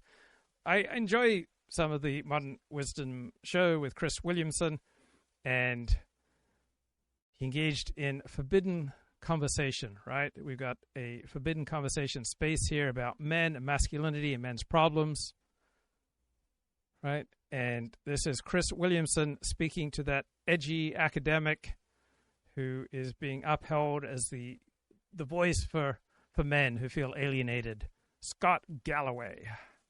This was the correct interpretation of the selfish gene as well. That is the message of it, that you are not a prisoner to exactly. selfish genes anymore. Even Richard Because Dawkins. of Right, you've heard that there are forbidden truths in evolutionary psychology. Well, here you go. culture. Even Richard Dawkins. Even Richard Dawkins. Back in the 1970s. Like, he emphasized that many times. Anyway. I know. Still didn't I know. get it. Okay. It didn't do any good. It didn't prevent it all going wrong. I mean, it didn't otherwise. prevent him from giving terrible tips as well, but did not. never mind. So here we go. And as any evolutionary psychologist will tell you, if you have an imbalanced sex ratio, the power is with the rarer sex. And because of women's selection preference and this rising up through the socioeconomic ladder, they have created an imbalanced sex ratio to the benefit of. So all these very successful talkers, they just sound so good. They sound so confident. They're so superficially conversant on such a wide variety of topics of which they know very little. Of ultra high performing men who use and discard, don't commit, Force polygamy, play the game. Yeah. Yep. Yeah. And what some of the research shows is the following: is that a lack of a romantic relationship. There's a cartoon of a woman in her 30s. Like, one of the biggest tragedies in the world is a woman in her 30s who hasn't found romantic love or a partner. She's alone. She's living with cats on a rainy day in a big sweater, staring out the window, thinking about what could have happened if she'd only found love. And her parents feel like they've failed, and society has failed her. The reality is, men need relationships more than women. And that if you look at the data around what happens when a young woman doesn't have the benefit of a romantic. Whenever I hear these talking heads say, look at the data, right, I reach for my spiritual revolver of skepticism. Relationship, she oftentimes pours that energy back into her friends and her professional life. Men oftentimes, not all men, but a lot of men or more men pour that energy back into unproductive things. They go deeply online. They're more prone to conspiracy theory.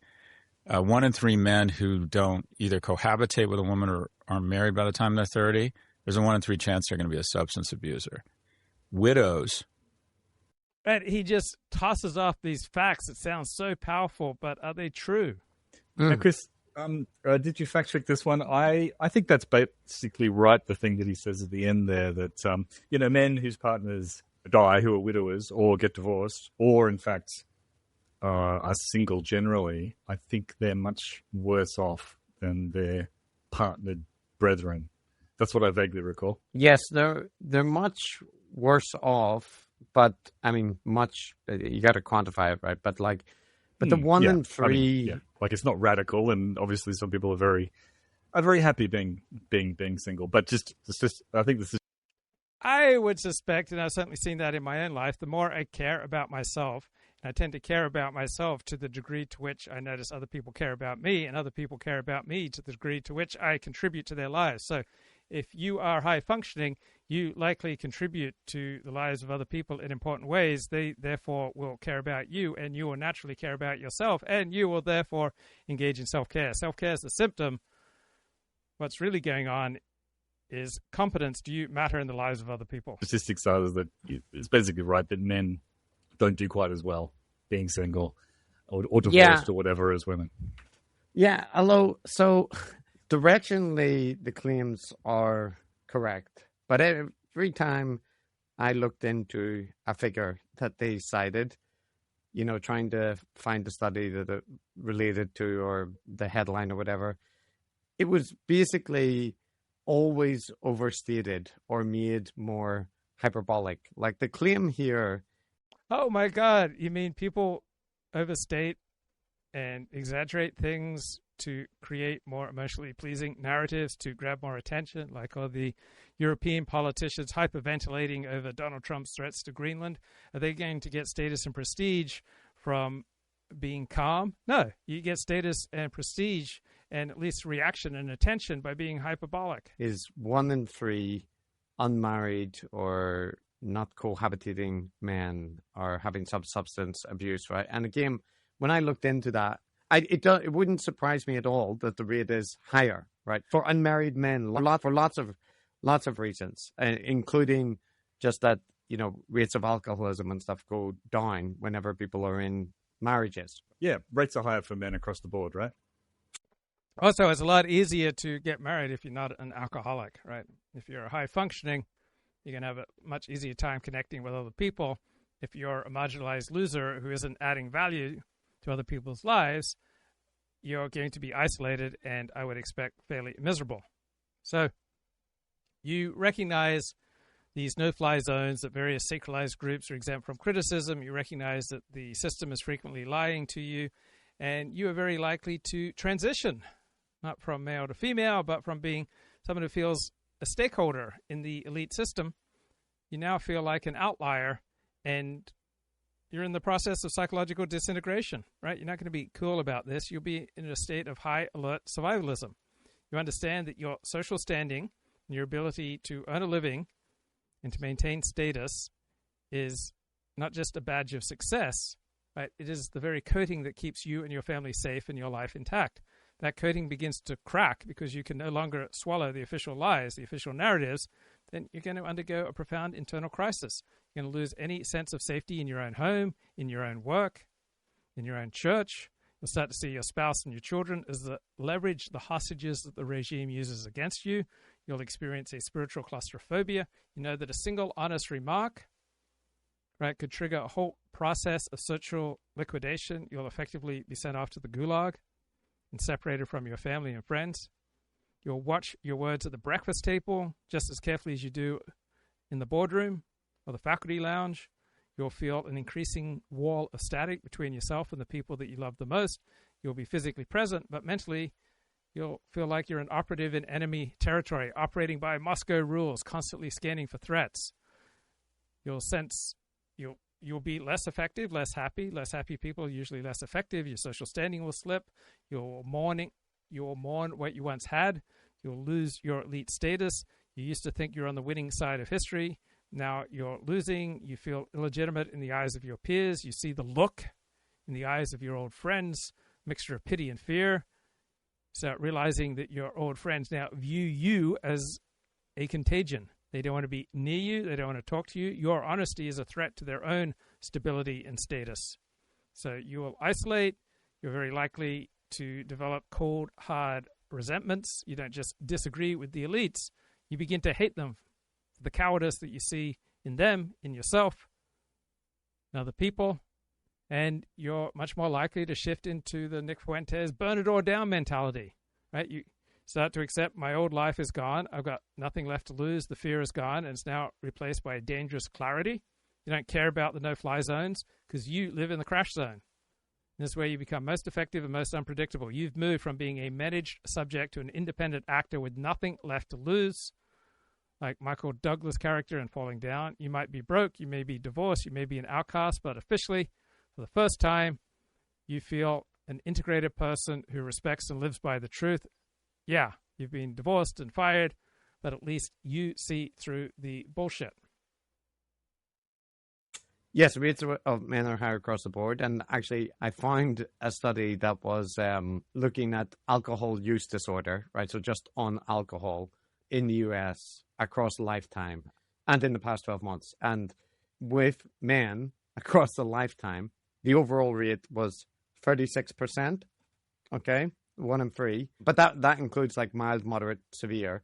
And by marital status, so it was 35% amongst the never married. Amongst the married, it was 27.2.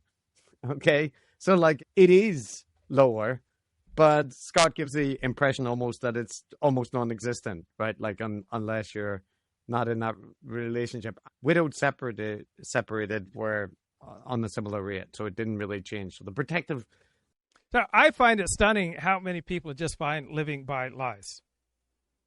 And you may find it, oh, of course, that's how it's always been. It's how it always will be. There will always be sacred lies that you're not allowed to challenge if you want a successful, easy life.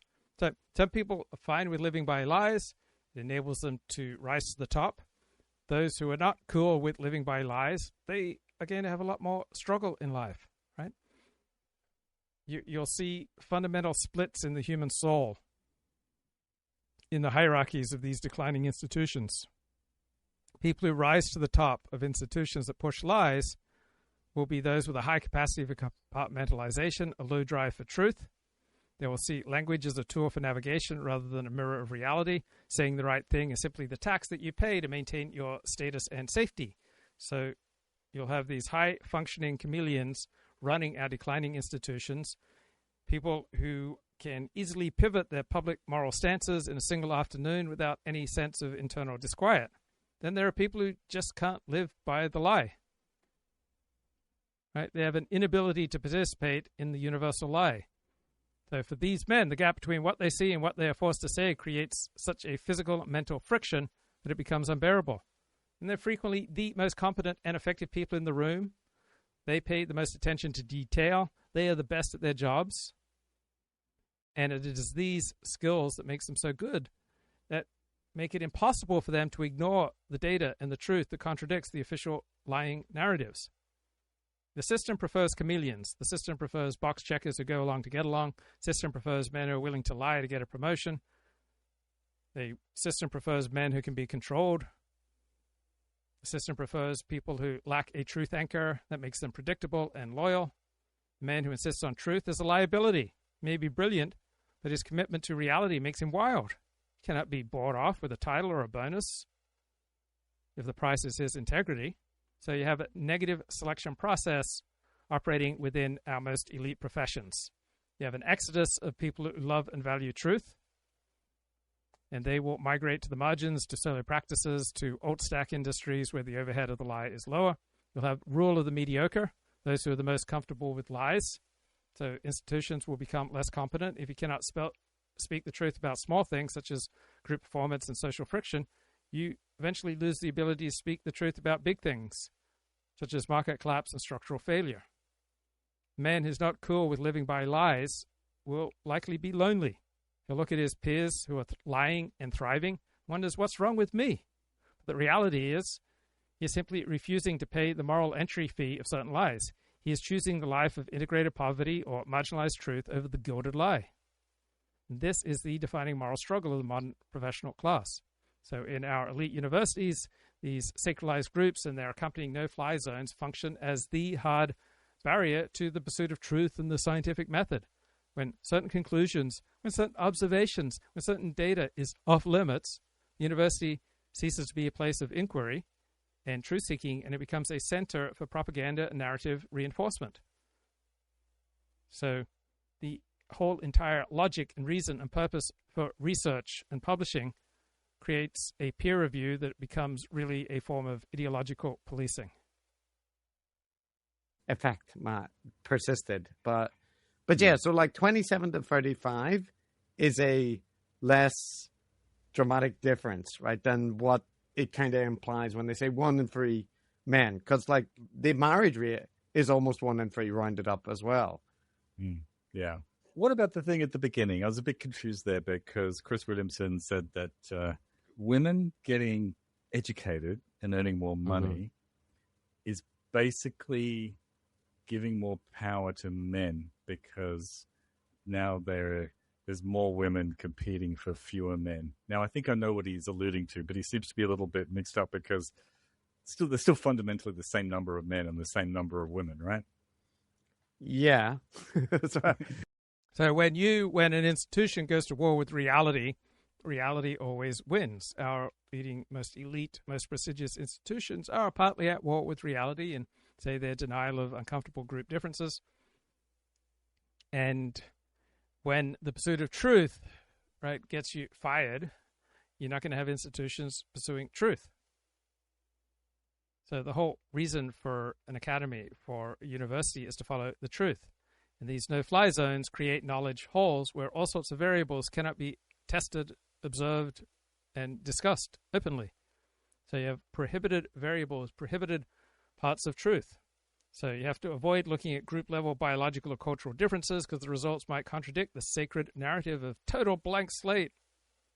Researcher finds a disparity is caused by something other than systemic bias. They must bury the data to protect their career. For a theory to be true and to be scientific, it must be capable of being proved wrong. But if criticizing or simply observing certain group behaviors is a moral taboo, then any theory that places that group in a negative light is unfalsifiable by default. You cannot prove a theory wrong if the evidence required to do that is banned. And who is going to enforce these no-fly zones? You have a growing layer of administrators who have no connection to truth or research or teaching. You have the rise of the DEI industrial complex. You have universities that put a higher priority on signaling how moral they are and how much they love impact statements and diversity statements over the pursuit of truth. And so university professors will be strongly incentivized to pursue the sacred narrative of the elite left-wing hero system rather than the pursuit of truth. And when the public realizes that the academy is more interested in putting out propaganda than in pursuing truth, the value of university credential collapses. The academy becomes an echo chamber. Everyone is afraid to trigger the no-fly zone. Discourse becomes predictable and boring. Brilliant, uncool people who want to pursue truth are pushed out or never even apply in the first place. This academic decay will drive the growth of parallel educational institutions, right? Barry Weiss University, Luke Ford show. People start looking for uncredentialed experts, independent researchers, rogue professors, data-driven bloggers. Anyone who's just willing to speak the truth, the obvious truths that are banned on campus. So the academy loses its prestige, loses its role as the engine of progress, becomes a high-priced finishing school for the managerial class, but real intellectual life is on Substack. When you have no-fly zones in the hard sciences, well, nature doesn't care about social consensus, so you have no-fly zones in medicine, engineering, and pharmacology. The cost of these noble lies will be measured in human lives and mechanical failure, not just social friction. Medical schools often admit groups with quite low test scores if it's a sacred group. They put a higher priority on this moral agenda over excellence. Certain groups become sacred, and then admissions and grading processes are adjusted to ensure representative outcomes. Then you have unqualified, incompetent people pass through the system because of their group status rather than their mastery, and so the quality of care drops. And affirmative action doctors have huge rates of getting sued for malpractice for very good reason. Patients become the ultimate victims of this epistemic compromise. Doctors are often discouraged from noting group differences in disease and drug response if these observations conflict with a narrative of blank slate. So you get a colorblind and identity-blind approach to medicine that leads to misdiagnosis and ineffective treatment protocols for the very group that this system claims to protect. In engineering, you expect that the laws of physics are the ultimate arbiters. You cannot narrative manage a bridge into staying upright or a turbine into functioning efficiently. So you get a growing competence crisis. When hiring in high-stakes engineering firms is influenced by diversity mandates rather than ability, the margin for error shrinks. The uncool man who points out that a candidate lacks the skill is called a bigot. The firm hires the safe candidate, and you have ever-increasing risks of structural failure across the entire population. Funding for hard sciences is usually tied to social impact metrics. So your grant will get rejected if you cannot explain how your work advances the status of sacred groups. So you have a diversion of cognitive resources away from innovation and towards propaganda. It's unless you're, in China, I don't think there's a huge sex imbalance. Although I feel like if there is even a 0.1% sex imbalance, that, they're going to be on top of it more than I am. Chris Williamson will be aware of it. So, yeah, so what are you suggesting he's mixing up, Matt?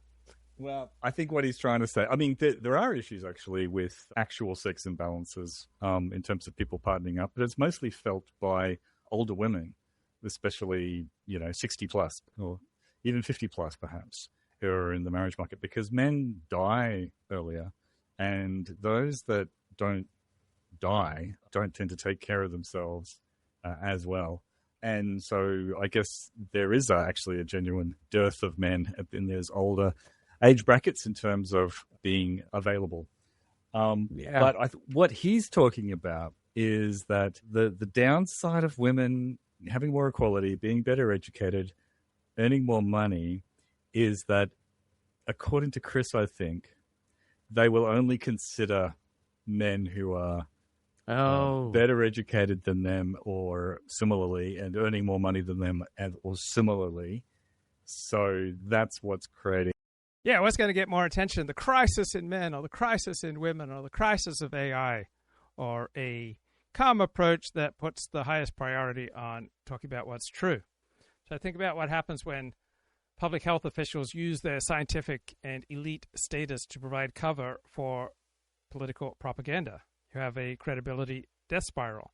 When health organizations declare systemic racism is a greater public health than coronavirus, as we saw in 2020, they're committing institutional suicide, and they get Bobby Kennedy to run the HHS. Do you think Bobby Kennedy would be running the HHS if we hadn't had this credibility death spiral? When our most elite public health officials tell us that truth and data is subordinate to their moral hierarchy, it doesn't increase credibility and social trust. When the public realize that the science is being massaged to avoid violating these no-fly zones, they stop following health advice altogether. And they start distrusting life-saving tech like vaccines. You would expect that the hard sciences would operate as the last line of defense for a civilization. So when people in the hard sciences are forced to choose between lies and their livelihood, the physical infrastructure of the world is going to degrade. We've moved from a society that solves problems to a society that focuses on managing the optics of their own decline. When you heard the alt-right arguing about optics, that's always a sign that you're losing. It's a focus on something that you think you can fairly easily fix, and it's just entertaining and diverting away from the painful truth that you're losing. The optics cucks. So we have a competence crisis. We have a slow-motion collapse of systems that we used to respect. We have elite technical institutions that put a higher priority on narrative management over excellence and proficiency. You have a feedback loop between observation and correction that is broken. And so we see the increasing frequency of glitches in the fundamental architecture of modern life due to these no-fly zones. Think about energy policy. It's dominated by these sacred narratives regarding the speed and ease of the transition to renewables. Not allowed to question the feasibility of these goals. That's a professional no-fly zone. So engineers are not able to speak the unvarnished truth about grid stability. Right? People with expertise know that intermittent sources of power like wind and solar cannot sustain a modern industrial grid. But to say this clearly makes you an obstructionist. So you see periodic grid failures in Texas, in California. These are not just natural disasters. They're a result of a left-wing policy agenda made by elites who ignored the warnings of uncool engineers in favor of symbolic moral victories and comforting forms of narrative propaganda. In aviation and in rail, no-fly zones are destroying safety and merit. Boeing, think about its culture and how it shifted to diversity metrics. And we got high-profile mechanical failures and quality control lapses, and the men who noticed these issues were silenced or sidelined because their whistleblowing threatened the corporate image. Federal Aviation Administration, they want to focus on affirmative action. They want to bring in more diverse air traffic controllers. They want to hire people who don't mind the lie. And the lack of competence will inevitably lead to death and destruction. Being an imbalance in the market, which according to him is creating this situation where there are these alpha men who are in that situation that have the pick of the litter and go around like little gadflies, trifling with ladies' affections, which I'm sure Chris would not approve of. I see. Okay, well, yes, that does make sense in terms of like what he's outlining. So, well, there you have it, Matt. So, I don't have any comment on that. That's just like, okay. I think there's multiple things wrong with that point, basically. I mean, first of all, men do still earn a lot more than women across the age groups, mainly due to women going out of the workforce when they have children. Yes, recently women are tending to be more likely to go to university, but that doesn't necessarily translate into higher average wages these days. And yeah, So why is everything getting worse, even online? Why do updates make products worse rather than better? We have a loss of institutional memory. The older, uncool experts are pushed out. They're replaced by a cohort selected through the lens of sacralized identity rather than technical mastery. So the ability to maintain these complex legacy systems is diminishing. When a society can no longer build and maintain its own infrastructure, it's entered a state of civilizational exhaustion. The competence crisis is the ultimate check on these lies. You can lie and lie and lie, but you can only lie and lie and lie about sociology for decades. You can't lie about the integrity of a bridge until the first truck crosses it. So when would the elite class acknowledge that these no-fly zones, before the physical systems they manage reach a point of no return? When COVID hit, right, it was a high-speed particle accelerator for every horrible epistemic trend in America. The pandemic forced the no-fly zones of the social sciences into the high-stakes world of biological survival. The universal lie stopped being a theoretical problem and became a mandatory daily practice.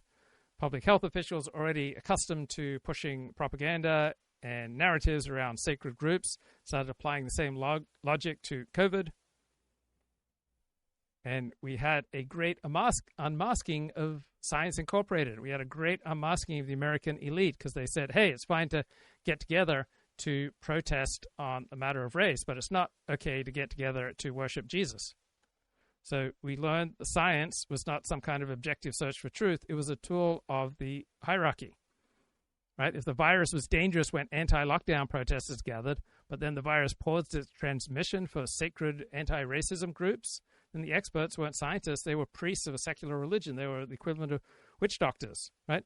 The uncool man sitting at home, watching his business collapse while the elites cheer on these mass anti-racism gatherings, will likely reach a point of total epistemic secession. He realizes the rules are not about his safety. He realizes the rules are about status and submission. And you had the weaponization of these no-fly zones and sacred groups through digital censorship. Silicon Valley platforms became the enforcement arm of the elite. They banned discussion of the lab leak theory or the limits of vaccine efficacy. So for an elite man in the middle of this, the pressure becomes unbearable. He has to navigate a world where his child's school is closed for 2 years. His office is a Zoom-monitored panopticon. His social standing depends on his vocal support for policies that change by the week. If he points out the mounting data on learning loss or the physical toll of prolonged isolation on the elderly, he is anti-science. So the pandemic turns every home into a miniature version of a Soviet apartment where families whisper the truth in the kitchen while keeping a mask of compliance for their neighbors. So COVID-19 ensured that the competence crisis and the epistemic crisis merged into a single national trauma.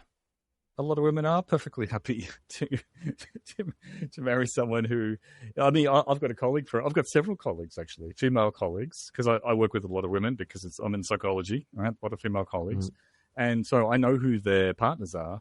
And often their partners are tradies and they'd be earning more money than them. It's just a perfect example. Well, the conversation continues. This is a short clip, but just more evolutionary psychology statistics coming at you. Widows are happier after their husband dies than when he was alive. Widowers, less happy, right? I just never got the media attention and why anyone would just pay mind to Scott Galloway. I just don't see the value proposition. Men on average in a relationship live 4 to 7 years longer. Women do live longer, but only 2 to 4 years. The reality is we as men... It's a great deal. What's that? It's a great deal. For guys, partnership is a great deal.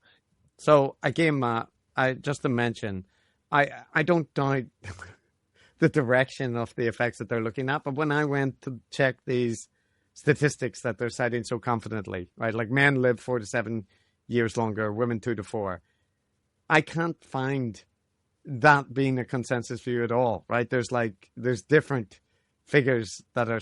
So my experience, the people who are the most glib and the most confident in their pronouncements tend to be the least accurate and the least dedicated to truth. And also the thing about widowers being more happy when their husbands die. I mean, I understand, but again, not something that you can find in the literature. There are headlines associated, with a study shows that widows were happier after, but it's like always talking about like a specific study, right? And it's not something broadly general. It's not like all studies show women are happier when their partners die. Yeah. Right. A specific low quality study in particular can just show anything. So studies say is usually an unintelligent way to discuss the truth. Right? How powerful is the study? How convincing is it? And actually, they go on to talk about the widow effect, right? Like the thing that a lot of people are more likely to die, right, after their partners die, right? And so wouldn't that contradict that kind of claim that like they're all, it's just, so it's not that I'm saying all the claims that they make are wrong, but the way it feels to me is that they've basically come across a factoid that supports, the thing that they think is true. And then they put, I don't know, like a Joe Rogan cooties file or whatever. They probably have a folder or some, place where they store these articles and facts. And then they kind of memorize them and throw them out, right? And it's just completely the wrong way to approach this kind of topic. Because you could say things like, in general, men live a little bit longer whenever they're in relationships. And the effect might be slightly. My father did this, right? My father was an influencer. He was a PhD, he was a scholar, he was an evangelist, but he was fundamentally an influencer, and he would just store up all these attention-grabbing nuggets. Didn't pay much particular attention to whether or not they were true, and then assemble them together and dispense them as though he'd come up with them all. Less pronounced for women. Yeah. But that doesn't sound as scientific or compelling as the men live 4 to 7 years longer, whereas for women it's only 2 to 3. And but the precision that applies is not there. So it's just very frustrating because every time I checked the statistics, it was like, there is some truth to this, but the confidence and the magnitude are overstated. Yeah, this is incredibly common in Podcastistan. And it's because obviously that the reality is not super compelling or interesting, right? There are lots of little effects. Being married is in general good, but, benefits might be a bit less or more, and whatever. Divorced men might have worse outcomes and whatever, but when you control for this, it's whatever. And we're talking relatively small effect sizes, and it basically doesn't amount to a compelling story. So I think what's annoying you is that what you get here is a kind of paint-by-numbers caricature. There's grains of truth in it, and it may sometimes be directionally correct, but the way it's framed is much bigger and brighter and provides the kind of basis for this sort of, I guess, in particular, Chris Williamson is prone to it, this sort of pseudo-evolutionary theorizing. Yeah, and it's the same kind of approach we saw with Dr. K, with Huberman, with any number of people in Jordan Peterson, right? It's decorative scholarship, really. Like they want to make a point and they want to throw in like studies and statistics to make that point. Now, I do think Scott Galloway, for example, is going to have hired people and, done research for his book and had, this is where probably these figures are coming from. But again, it's the wrong way to approach research literature and stuff like this, pulling out like little individual shock figures. That's why earlier, Matt, I was saying, if it's 1 woman a week or it's 10 women a week or it's, whatever the statistic is, the kind of directional thing is the more important thing than the specific statistic. Yeah, I mean, what matters is the effect size. That's what you're getting at, right? So yes, exactly. I'm being a little bit lazy with the 1 woman a week because that's obviously the reason I thought of that is that it was something that was quite widely discussed in Australia, right? And, as a domestic violence, but that's obviously based on the Australian population, right? You go to a bigger population, it'll be more women per week. Smaller population, less. What actually matters substantively is the effect size there, which is quite huge, right? The differential between male and female deadly violence versus the other way around, same goes for sexual violence, is quite massive. So I wouldn't quibble with their numbers if they were more than just directionally correct and more than just, oh yes, I can find some single study that found this number. But if it was a consistent, strong effect that was actually meaningful, and then it might be worth having a bit of public discussion about. Right. And so just to be clear, I mean, it will sound nitpicky to people. So a normal person doesn't do what I do, right? A normal person doesn't look forward to opportunities to stand up and tell you this is how life is, this is what truth is, this is what's good, this is what's bad. Did you know this pieces of evidence? Did you know that what they're telling you is false, right? There's usually a whole lot of weirdness, trauma, and dysfunction that would drive someone to do the things that I do and the things that Scott Galloway does and Chris Williamson. So with these no-fly zones, with these sacralized groups, with this society of the lie, you get two primary responses. You get the rise of the institutionalists and the rise of the secessionists. Right? We have our population splitting into two camps. If you think that America's institutions are fundamentally, with all their flaws, on your side, you vote for the Democrats. If you feel that America's institutions are fundamentally governed by a hostile elite, then you vote for Republicans.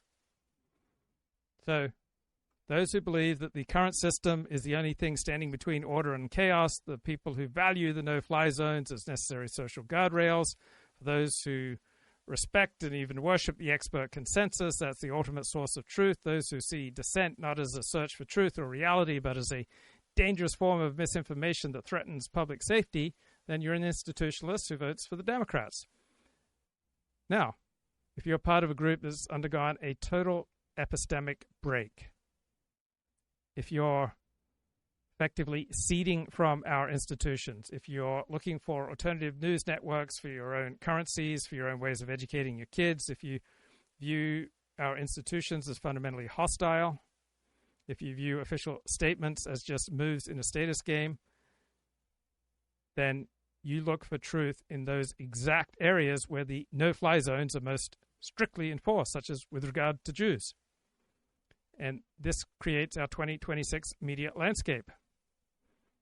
If you don't trust the New York Times or CNN, you look to specific podcasters or independent journalists. And this challenges the stability of our country. The executive branch attempts to bypass traditional checks and norms and capture the machinery of government. And in response, you get the legal and social resistance from states that are not down with that. You have a competence drain. The best and the brightest and the most truth-seeking are increasingly avoiding our elite institutions. They'd prefer to have integrity and work in independent fringe spaces. So the core institutions in our country are often in the hands of people at ease with lying. So the truth becomes a black market commodity, and the people who trade in it become a separate nation within a nation. Donald Trump is elected in 2024, and he is a massive kinetic shock to our already fractured epistemic landscape. So for the institutionalist, his victory was not just a political defeat, it was a glitch in reality itself. It was a mental health crisis. Millions of people will tell you that the worst thing that ever happened to them was the election of Donald Trump. I can't imagine taking politics that seriously, that personally, but people do. And then for the secessionists, that felt like a breach in the hull of a ship that they had long considered a prison. So now we have an intensified war over no-fly zones, because Donald Trump is not always a believer in the no-fly zone over any criticism of Somalis, for example. Now we have, as President of the United States, a man who delights in trampling on no-fly zones. He is the most powerful man in the world. He is head. He's in charge of the very institutions that created our no-fly zones. Back down, and that somehow this is some new Trump, a worse Trump than we've ever seen.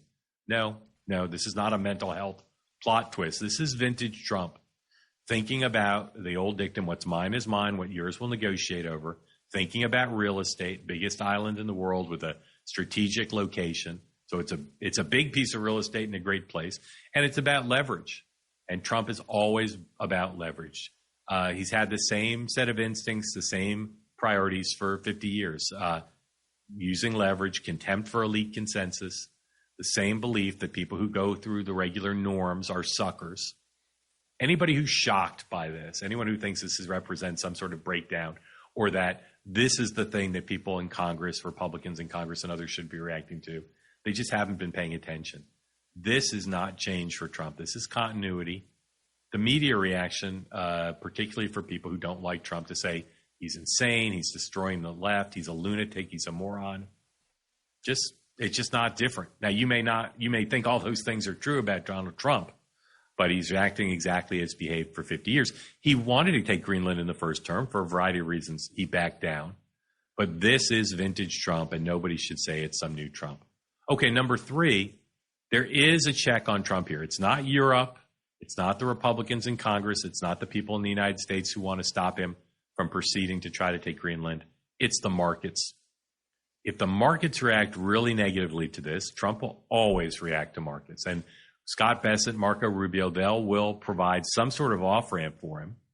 So watch the markets in the U.S. and around the world. That's going to be the tell. If stocks plunge, if other markets take a hit, Trump will be ready, as he always is, to de-escalate, to negotiate. We're seeing meetings in Davos about this, and the president will monitor it all. But if markets hold and the collapse, it's not a collapse, but it's just a small hit, Trump will continue the pressure. He'll continue to pressure new tariffs on Europe. He'll continue to be all for ambiguity, whether it's on Truth Social or in interviews. Trump doesn't need to do this quickly. The news media is no longer interested in the role of neutral arbiter. They want a more exciting, more morally uplifting role, and so they're leading the way of the resistance to Trump, and they are committed to hyper-sacralization. So the more the president criticizes Somalis and other sacralized groups, right, the more the mainstream media doubles down on the sacred nature of these groups he's attacking. So we've got a feedback loop where the more the president attacks the no-fly zone, the more resources the media puts into shielding it, the more hysterical they get, which makes finding the truth about these various groups even harder to find. And you have an increasing dearth of nuance. You try to offer any kind of balanced critique between the two sides, and you get crushed. You're either a MAGA extremist or a regime shill. Not a lot of middle ground for unvarnished, data-driven, truth-driven, truth optimization analysis. If you're working in an elite space, the pressure becomes atmospheric. Officers become hyper-politicized. You're not just expected to do your job, you're expected to perform allyship and resistance. There is fear of getting fired, fear of the purge. You have completely incompatible cultures operating in the same office. In the military, you have the traditional warrior ethos and the modern managerial HR ethos of sacralized identity. The traditional military culture is built on the principle of extreme merit. In a combat unit, the only thing that matters is the ability of the man next to you to perform his job under fire, but no-fly zones force the military to put a higher priority on group representation and inclusive leadership, and so we've got a new non-combat metric in the chain of command, often overseen by lawyers, and as a result, we have less capable warriors. We have military officers realize that their advancement is not tied to their competence, it's tied to their ability to manage diversity metrics, not about tactical brilliance, it's about propaganda and narrative and lying brilliance. So you have a cohort of political generals much more comfortable in a boardroom or in a TV studio than in a field command. The fear of violating one of these no-fly zones, these social taboos, creates a zero-defect environment regarding speech. Commanders become terrified that a single stray remark about a group performance or cultural friction will end their careers. They're afraid to criticize or discipline members of sacred groups. So you have chronic administrative caution, which is the opposite of the aggressive risk-taking mindset required for a military victory. You have a collapse in the sense of honor, and you have a collapse in recruitment. Right, when families see the military adopting DEI and the sacralized language of the elite, they start recommending service to their sons. They now see the military as just another American institution hostile to them.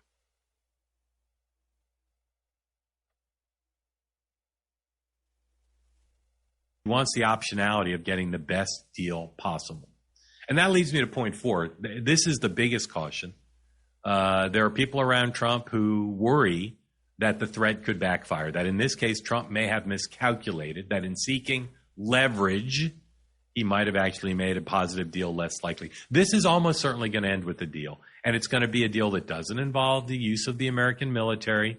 It doesn't involve a coercion of the Danes, and the U.S. is going to get some sort of control. military control, economic control. The question is Trump going to end up with a worse deal than he could have had he simply not engaged in these threats? Because the Europeans now will look like they are captive to the United States if they make a deal that's so favorable that it will appear to have been coerced. Some aides. Yes, by no means assured that Trump's nasty tactics will be effective. So Protestant clergy seem to me about the weakest type of clergy, right? They are afraid to say anything that upsets women. They feel very comfortable listing all the defects of men, but they never list any group defects with women or with various sacred groups. They have sworn to uphold eternal truth, but they operate by the hero system of the secular elite. So they've lost the authority of their religious followers. They've lost the respect of the secular elite. They are now an elite adjacent class that's increasingly irrelevant, and people aren't coming to church. So how does an elite man remain within a system he doesn't believe in? He has to master the art of the covert signal. He has to use the social radar to find others who are also passing as true believers while privately holding to the unvarnished truth. You have to be like Christians in the catacombs of Rome in the first 3 centuries of Christianity. You have to have signals that are designed to be plausibly deniable, so that if a true believer hears them, they sound harmless or slightly edgy joke. But to someone in the know, they are a clear handshake across the divide. You have to be deadpan. Right? You have to take the official lying narrative. You have to take the sacralization of various groups to its absolute logical extreme with a complete straight face. You have to perform virtue and do it in a way that is so absurd it borders on parody. The true believer will nod in agreement, see it as a sign of extreme commitment, but fellow skeptic will recognize the mockery. They will respond with a similarly absurd escalation. So this hyper-compliance is a way to mock the regime while appearing to be its most loyal subject. Then you'll also see the tell of overcorrection. Those elites who do not want to live by lies will signal their skepticism through a visible and theatrical hesitation before using the sacred vocabulary. So before using systemic equity as a phrase or assigned at birth, the man might pause for just a fraction of a second or use a tone that is just slightly too clinical. He just doesn't demonstrate enough enthusiasm in the woke vocabulary. And he will be signaling that he is quoting from a required script rather than speaking from conviction. Humor relies on inside jokes that require a specific set of uncool knowledge to understand. So if you throw around terms like the cathedral, preference falsification, or Lindy, right, these terms function like a digital watermark. Right, you are now part of the alt-stack information network. Right, you'll get a safety check. You might make a passing reference to a 1970s Dallas Cowboys game or specific scene from a classic film that has not been reimagined for modern sensibilities. So you'll test to see if the other person shares the trad value, the unmediated past. Often the most powerful signal that you can share is what is not said.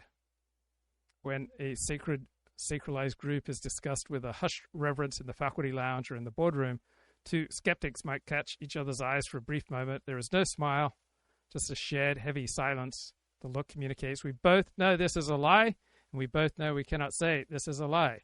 So you have a shadow network growing within institutions, groups of men who are outwardly compliant but inwardly separate.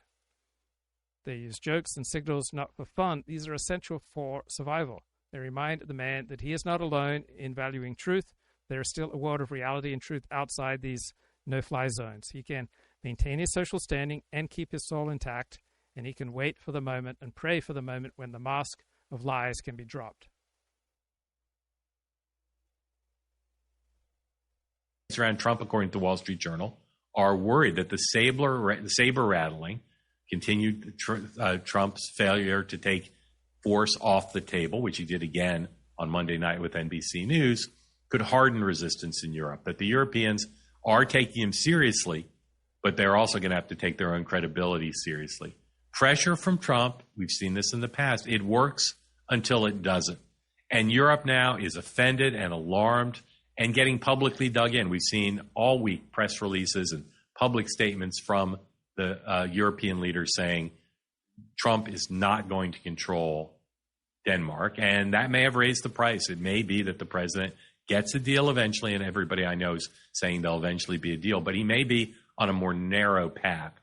That's an open question. We'll see. No shortage of confidence in most of the administration, but some are worried that he's overplayed his hand here by making too many explicit threats that have.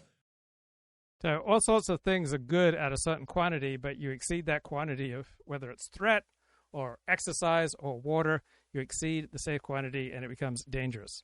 So when you have certain groups that get sacralized and you have a no-fly zone around any kind of standard, rigorous public criticism, analysis, description, right? Think about historically vulnerable and marginalized and sacred groups such as Jews, blacks, gays, Muslims, right? This does not tend to increase social harmony. Instead, it creates a volatile emotional economy characterized by moral asymmetry. Groups are still subject to criticism, right? But it's only criticism delivered privately. And normal people begin developing a profound and lasting resentment. They see that they are getting screwed. And we don't judge our well-being, our happiness in a vacuum. We judge it relative to others. So when a man sees that liars and sacralized groups are protected from the social consequences of their actions, are exempt from professional sanction for offensive speech or public scrutiny for group trends, and his own group, by contrast, is fair game for vilification, he experiences deprivation. This is not just a simple anger over harm. He will develop moral indignation at a wrongdoing by a society and an elite, by institutions who manage the public square. Right? He will feel his mind getting poisoned when he feels impotent to change an unfair status hierarchy. This will breed a lasting rancor that seeks a target for retaliation, and very likely that target will be Jews. Sacralization turns protected groups into a proxy for the hostile elite, because the elites use these groups as a moral shield to justify censorship and no-fly zones. The groups will become targets of the antipathy originally meant just for the elite and their institutions. You get a dehumanization through exemption. If a group is not accountable to the same rules that govern everyone else and the same type of criticism and observation, then they are no longer part of the circle. They're outside the circle of trust. Criticism is social feedback and acknowledges the agency of the person being criticized. When you exempt a group, you signal that they are too fragile, too weak, too sacred, too other to handle the truth. So this creates a distance that makes it easier for the criticized groups to view the sacralized exempt groups as an alien or parasitic or hostile force. All these no-fly zones shift society from a cooperative model to a zero-sum power struggle. Status is now tied to protected status. Right? Different groups compete for the position of the most marginalized. So you have a race to the bottom that destroys social trust. Really unsettled the Europeans. Okay. The last question is the price for the Greenlanders. We've talked about this here. We talked about it last week. I keep hearing that in the end, this is not going to be a decision for the Europeans, not for Denmark. Greenland and the people in Greenland are going to decide. And the Trump folks have already discussed this. Cash, mineral rights, infrastructure, long-term guarantees where the future for the folks in Greenland can be better than they currently have. So if you're not part of a sacred group, if you're not part of a group that is exempt from any public social criticism, you are now part of the unprotected. So when you realize that the new rules of the public square are designed to permanently disadvantage you, you're going to stop playing by the rules. You'll start to develop a deep-seated desire to get even with the system that has been rigged against you. So the middle ground is disappearing. Can't have a shared public square when the entrance fee is a commitment to lying.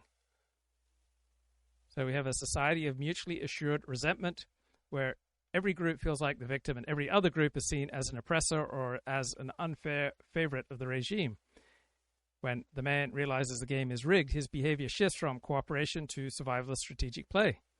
When he sees that he is subject to rules that do not apply to sacralized groups, he will harden. He will not be chill. He He won't view his participation in society as a way to build up the common good. He will view it as a series of tactical extractions leading to more extreme choices, more isolation, because the middle ground has been removed by the no-fly zones of the elite. He will de-link his economic survival from mainstream institutions. If he has to lie to get promoted, he will look for an exit.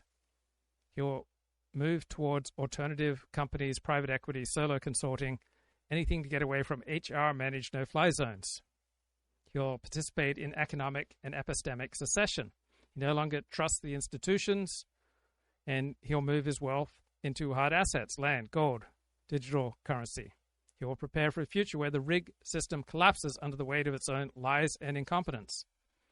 When the elite man knows the education system is the primary engine of the universal lie, it's likely to make radical choices regarding his children. He'll employ homeschooling as a defensive measure.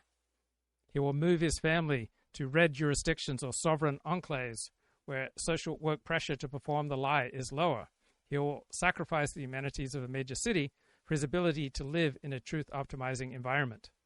When the rules are not level, people start respecting the rules. This is the most dangerous shift for civilization. If you think the election was rigged, then there are no moral brakes on your behavior. If law is just a weapon used only against non-sacred groups, the elite man may begin to treat the law as a mere obstacle to be navigated rather than a moral obligation. He'll become more comfortable with bending regulations and practicing tax avoidance because he no longer believes the state is a neutral actor. He'll stop caring about the long-term health of his industry or his country. He will focus entirely on his own in-group, his family, his extended family, his trusted shadow network. He will become a mercenary in a suit. He'll extract as much value as possible from a system that he believes is doomed.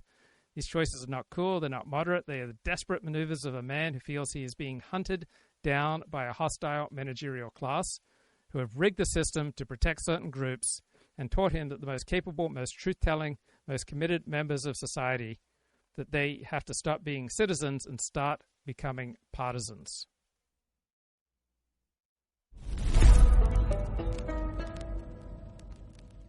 Peter Brimelow, thank you so much for doing this. I thought of you last week when I read this. I don't know how much you follow X, but there were a couple exchanges that suggested to me that things are changing very, very fast. Okay, so here's one. This is a tweet from last week, less than a week ago, from basically an anonymous account, and I'm quoting: "If white men become a minority, we will be slaughtered.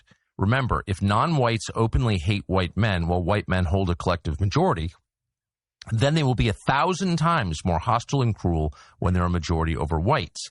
White solidarity is the only way to survive." Okay, that's on the internet. Elon Musk retweets it and says, 100%. And then Elon Musk writes this: "If current trends continue, whites will go from being a small minority of the world population today to virtually extinct!" Exclamation point. All of that, in my opinion, is obviously true, and I think most people know it. But I read that and I thought, here's the world's richest man who owns this platform and a lot of other things saying this, and Peter Brimelow, who I know, who's a thoroughly decent person, has had his life turned upside down and basically been destroyed in some ways, professionally anyway, for saying things that are way more restrained than that. So I have to ask you what it feels like to see that. It feels kind of tingly. I mean, on the one hand, tingly. I'm happy that the debate has moved in that direction, and the things that we were talking about 25 years ago on vdare.com, which was my website, like birthright citizenship and so on, are now in the public debate. On the other hand, we've been ruined, and we're facing personal ruin, of course, because of this attack on us by the New York Attorney General, Letitia James. As nobody knows who I am, Tucker, I should say that, I'm a long-time, in spite of my accent, I've been here for 55 years, and I'm a long-time financial journalist. I work for Forbes and Fortune and the Barron's and so on, and I work for National Review. I wrote for National Review a lot, and I wrote a piece on immigration in 1992 saying time to rethink immigration.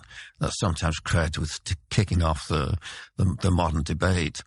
And there was a brief civil war within the conservative movement at that point, which we lost, and Buckley stabbed us in the back and purged the magazine of immigration patriots. And for the next while, the Wall Street Journal editorial page was absolutely dominant, and they were going on about the need for amnesty, and there was no way to to combat it, so I set up a website which I named vdare.com after Virginia Dare, the first English child, not white child as they always say, born in the New World.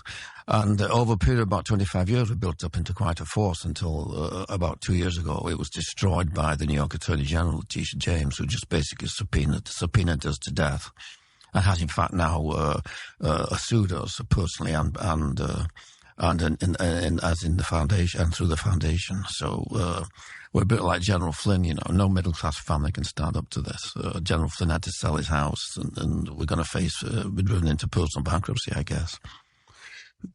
It's a horrifying story. I've kept abreast of it through your wife, who texts me as a wonderful person. I have a hunch that Stephen Miller, who of course is an aide to Trump, I think he's the deputy chief of staff or something, he's going to be the first Jewish president. I say this because the prospect horrifies people so much. But he's like Disraeli in Britain. Benjamin Disraeli, of course, was Jewish, but yes. Converted to Episcopalianism. He was converted by his father at a very early age. His father took the whole family over to being Episcopalians. He basically invented the Conservative Party, reinvented the Conservative Party in the 19th century. In Britain. He came up with a complete grand strategy for it based on the empire and imperial patriotism and so on. And that really carried the party through for the next 80 or 90 years. A couple of generations, the Conservative Party in Britain was a nationalist party, and because of being a nationalist party, it got a very substantial working class vote because it is the blue collar workers who are the patriots, and the Conservative Party was able to tap into that. Now, Miller's done the same thing. He's invented a grand strategy for the Republican Party, which he desperately doesn't want to take up because it's run by cowards and fools. But he thinks they should move towards restabilizing America's ethnic balance and basically eliminating this immigrant inflow, which is causing all kinds of problems for lower skilled workers and ultimately changing the racial balance. And he's not afraid to admit that, and not only that, but I don't think anyone should be afraid. Cunning to survive the Kushner White House. He did. Sessions was his close aide, and it was his mentor. And then Miller abandons him when Trump turns against him. I couldn't have done that either. But then he's in the White House, and I'm not. Yeah, no, I think those are all fair and true observations. It's interesting, though, the degree to which the immigration project is a demographic project. I mean, it has almost explicitly been an effort to make America less white. They'll say that. It's not controversial. I mean, you could prove it on video. Or didn't even bother to, because I think most people watching this already know that. Its architects, starting with Teddy Kennedy in 1965, basically just said, ultimately admitted, the whole point is to make America less white, a non-majority white country. Why is it so hard for conservatives to say the same? If Democrats are saying we want America to be non-white, why can't conservatives say that that's what their motive is? I have to say that Kennedy didn't say that when he was at first. When he was the floor manager of the Hart Cellar Act, he gave a very explicit assurance. Yes, you love to quote, saying that this will not alter the racial balance of America, and it will not mean 1 million people a year will be coming in. Whereas in fact, 1 million people a year are coming in. Of course, and that's one of the reasons I bitterly regret not having Vidare, even though I have my own peterbrimelow.com Substack. That's not the same kind of voice, because we've got to get legal immigration into the debate here. I think what Trump has done on illegal immigration is remarkable and more remarkable than people realize. But they're not doing anything on legal immigration. But I'm sorry, that means I've not answered your question. What was your question? Well, my question was the whole point of the project, state of California. Well, when I was writing the book I wrote on immigration, Alien Nation, that flowed out of my cover story, the 95 book, which HarperCollins refused to reprint, I quoted a man called Earl Raab, who was a Jewish activist and so on, and he explicitly said that Jews were in favor of mass non-white immigration because it makes the rise of I didn't use the term neo-Nazi, but that's what he meant, party in America impossible. In fact, he does the exact opposite. It makes it more likely. Well, exactly. But he did say that. He quite calmly said that this is why most Jews favor. Well, it's also made the rise of hard-edged anti-Israel politics. And I'm not pro-Israel, especially, but I don't hate Israel. Right. A lot of people who hate Israel are immigrants. So look at the New York Emirati race. Well, exactly. Van Damme won because of the immigrant vote. Exactly. Exactly. So the native-born American New Yorkers, and God knows, look at who they are, for God's sake. But they voted for against Van Damme. Exactly. So they've really screwed themselves up. This hasn't worked. I mean, if your interest was to keep anti-Semitism and really kind of crazy anti-Israel sentiment to a minimum, and I agree with that. I'm against anti-Semitism. I'm against basing our life on hating Israel. That seems kind of lunatic. If that was your goal, I mean, you literally achieved the opposite result. Is that fair to say? But not for the first time. Yeah. Well, fair. Right. Fair. So you think maybe that was appalling performance. So Steve Saylor, who's one of our writers who we've had on, pointed out that if they could just increase that proportion of the white vote to what his father got, which was like 57, 58%, that would swamp and overwhelm any possible conceivable gain among minority voters. So we were saying you should go for the white vote. Now, this caused a great deal of trouble for us. I remember I got an email from Jude Winniski. Do you remember Jude Winniski? He was a great supply therapy. He said, Peter, you've gone too far. In other words, appealing to the white vote is not allowed. And look, it's just a question of arithmetic. There's more of them than there are of minorities. In any case, to this day, the Republicans have still not done that. They've done it tacitly. Why was Jude Winniski mad? Jude was a liberal, and way back when he was a liberal Democrat, and he still had a lot of these reflexes. But it was just thought to be. People just got very emotional about it. They think it's somehow illegitimate, and they still do think it's illegitimate. For example, so we see in Virginia in this last election. There's a Youngkin who's a complete cipher as far as the Wall Street cipher, as far as I can see, has his success in the gubernatorial race. A candidate who was 1, an immigrant, 2, a woman, and 3, black. So he's a black Jamaican immigrant. And this is how he's going to appeal to the white vote. They're going to get people in the South or the hollows of Southwest Virginia out to vote for this black immigrant. It's ridiculous. And of course, they got a terrible share of the white vote. It was like 53%, and that's why they lost. But they would rather lose than make a full-out appeal to white vote. I think the tell was in the ability. So this was I'm not saying a bad person, but Winsome Sears was not a good candidate. It was kind of an incapable candidate and hard to deal with. So, they chose her because she was black. That's right. Despite the fact that she wasn't good at her job. I mean, this is epidemic in the Republican Party. Well, it's epidemic in the country. They've chosen but the Republicans in particular, they've chosen so many black candidates. They're about to do it here in Florida. The next gubernatorial candidate is likely black unless a miracle occurs. Why is that? They are just pixelated by this, transfixed by this. I'm trying to find the right word.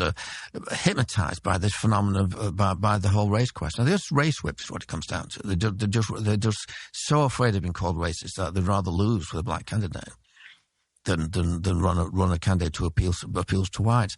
Trump did appeal to whites, not enough, but he does it in some kind of really implicit way. If you actually look at what Trump said, in spite of all the rhetoric, he's not said anything that's explicitly white nationalist or anything. I see no sign that he's anything other than a civic nationalist. But for some reason, he's made some connection. I mean, all through West Virginia, for that, while Biden was president, you would see these signs supporting Trump and saying very rude things about Biden. And these are outside trailer Very homes. rude things about Biden, yeah. I mean, this is a poor area. These rundown trailer homes that you see with these Trump signs on them. For some reason, Trump made a connection with them. And it's eerie. Now, on the other hand, he also had a disconnection with the other side, so you get this Trump derangement syndrome. Yeah. But he was able to mobilize the white vote. Why do you think that was? Which part of it? That he was able, working class whites love Trump. Trump is not a racist. never seen any sign of that at all, and not a white nationalist at all, and hardly a Christian nationalist. But he, for some reason, had an emotional connection with these voters. Why? Do you know? There's a concept in sociology called implicit community, you know. Communities that represent or appeal to some people without actually saying it explicitly. The classic example with NASCAR, for example. Why is NASCAR a white stronghold? Or everybody watching NASCAR is white. And the NASCAR operatives don't like this. And they hate it. Yeah, they're constantly trying to diversify. Republican Party is a classic example of this. I mean, without ever doing anything to deserve it, the Republicans have become absolutely unbeatable in Virginia. And you and I both remember then when the Democrats were unbeatable in Virginia. You know, I forget when the last I always keep forgetting when the last Republican Democrat to carry West Virginia was, but it might have been Clinton. And now it's just the Democrats have ceased to exist in West Virginia, even though this is a very poor state.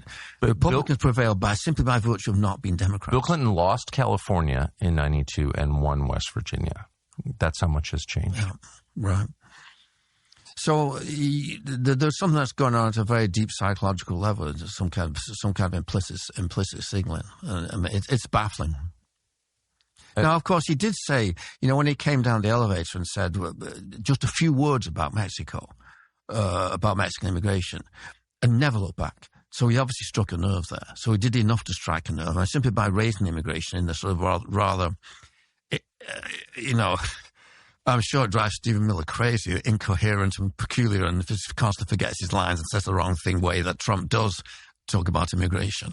But he did raise it, and of course, until then, it's been driven out of Republican politics completely. I know we wrote about it for 16 years. You were fired over it, right?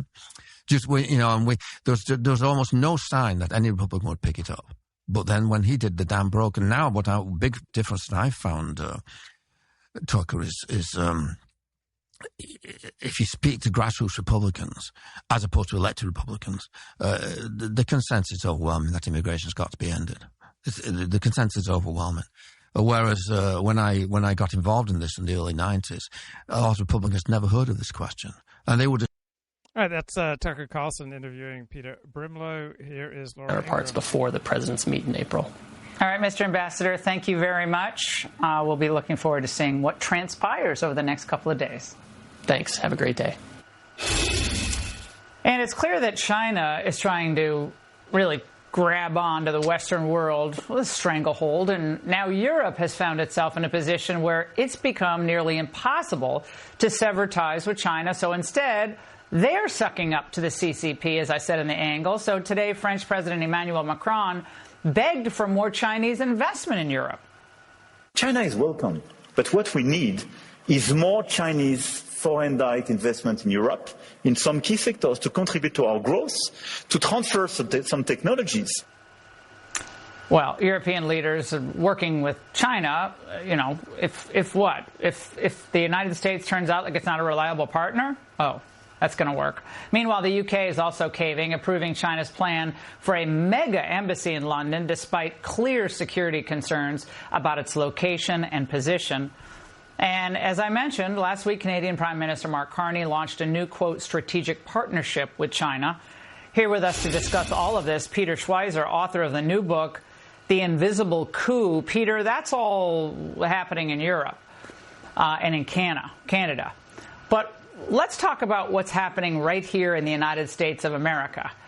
Why is it that there seems to be a continued soft spot in our country for Chinese investment, Chinese students, Chinese, birth motels, all of it, which ultimately will affect our national security down the road?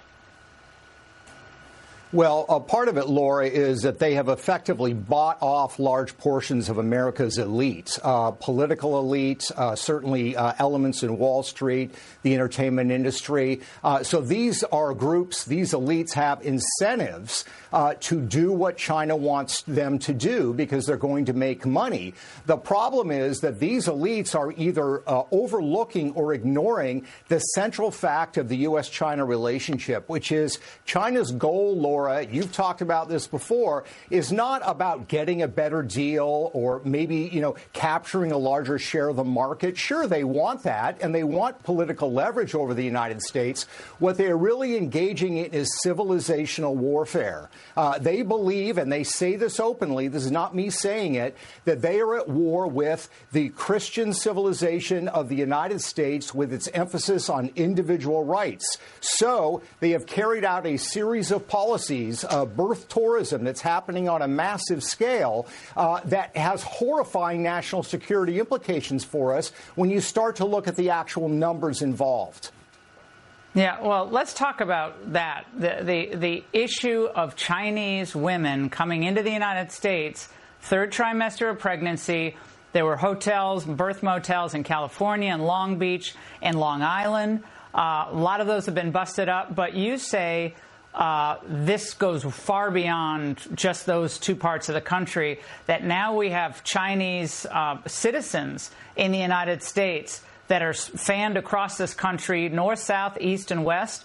And what's the long-term plan here? Yeah, Laura, so what they've done is created an industrial model to exploit birthright citizenship. This idea that if you happen to be born in the United States, you get U.S. citizenship automatically. China began about 13 years ago pushing for this, pushing for the Chinese elite to come to the United States and have children here.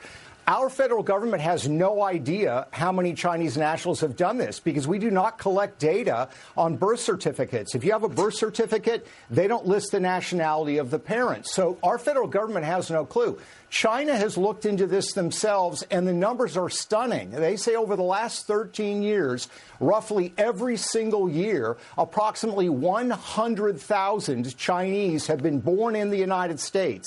These are children of the elites. The parents take them back to China, where they are raised in CCP schools.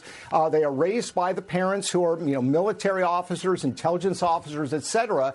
And when they turn 18, which is going to start a couple of years from now, Laura, they're going to be able to vote. They're going to be able to get government jobs. They're going to be able to do a whole host of things, even though they have absolutely no connection to the United States whatsoever. The problem is compounded by this surrogacy problem. You have Chinese elites who are donating their sperm. They find a carrier or a woman in the United States to give birth to their child. Again, the child is given birth in the United States. It becomes a U.S. citizen. The Wall Street Journal found a couple of weeks ago one Chinese elite that had over 100 children that were born this way. Again, the federal government has no idea of the numbers. We looked at just Southern California, and there we found, Laura, 107 Chinese-owned surrogacy companies in just Southern California. But I have a question. What is Congress doing about this? I mean, we have birthright citizenship unless the Supreme Court comes to its senses. But nevertheless, from the buying of land to the buying of American food companies, gobbling up residential real estate, Congress doesn't seem to have any appetite to do anything. I mean, it can't all be on President Trump. I agree completely, Laura. A couple of weeks ago, the book's out today. A couple of weeks ago, we were up on Capitol Hill, met with senators, chairman of several committees, including Foreign Relations and House Oversight. We're expecting action on Capitol Hill, and we're also expecting action in the executive branch. The Supreme Court case is going to be crucial, and I believe some of the things that we have discovered are going to be subject to that Supreme Court discussion. This is not random. This is organized and being done on an industrial scale. Yeah, and we didn't even get into the crossing the border illegally, all the Chinese with their little roller bag suitcases, and other people from other nationalities as well. Peter, you've been on this for years. Okay, that's it for today. Talk to you later, mate. Bye-bye.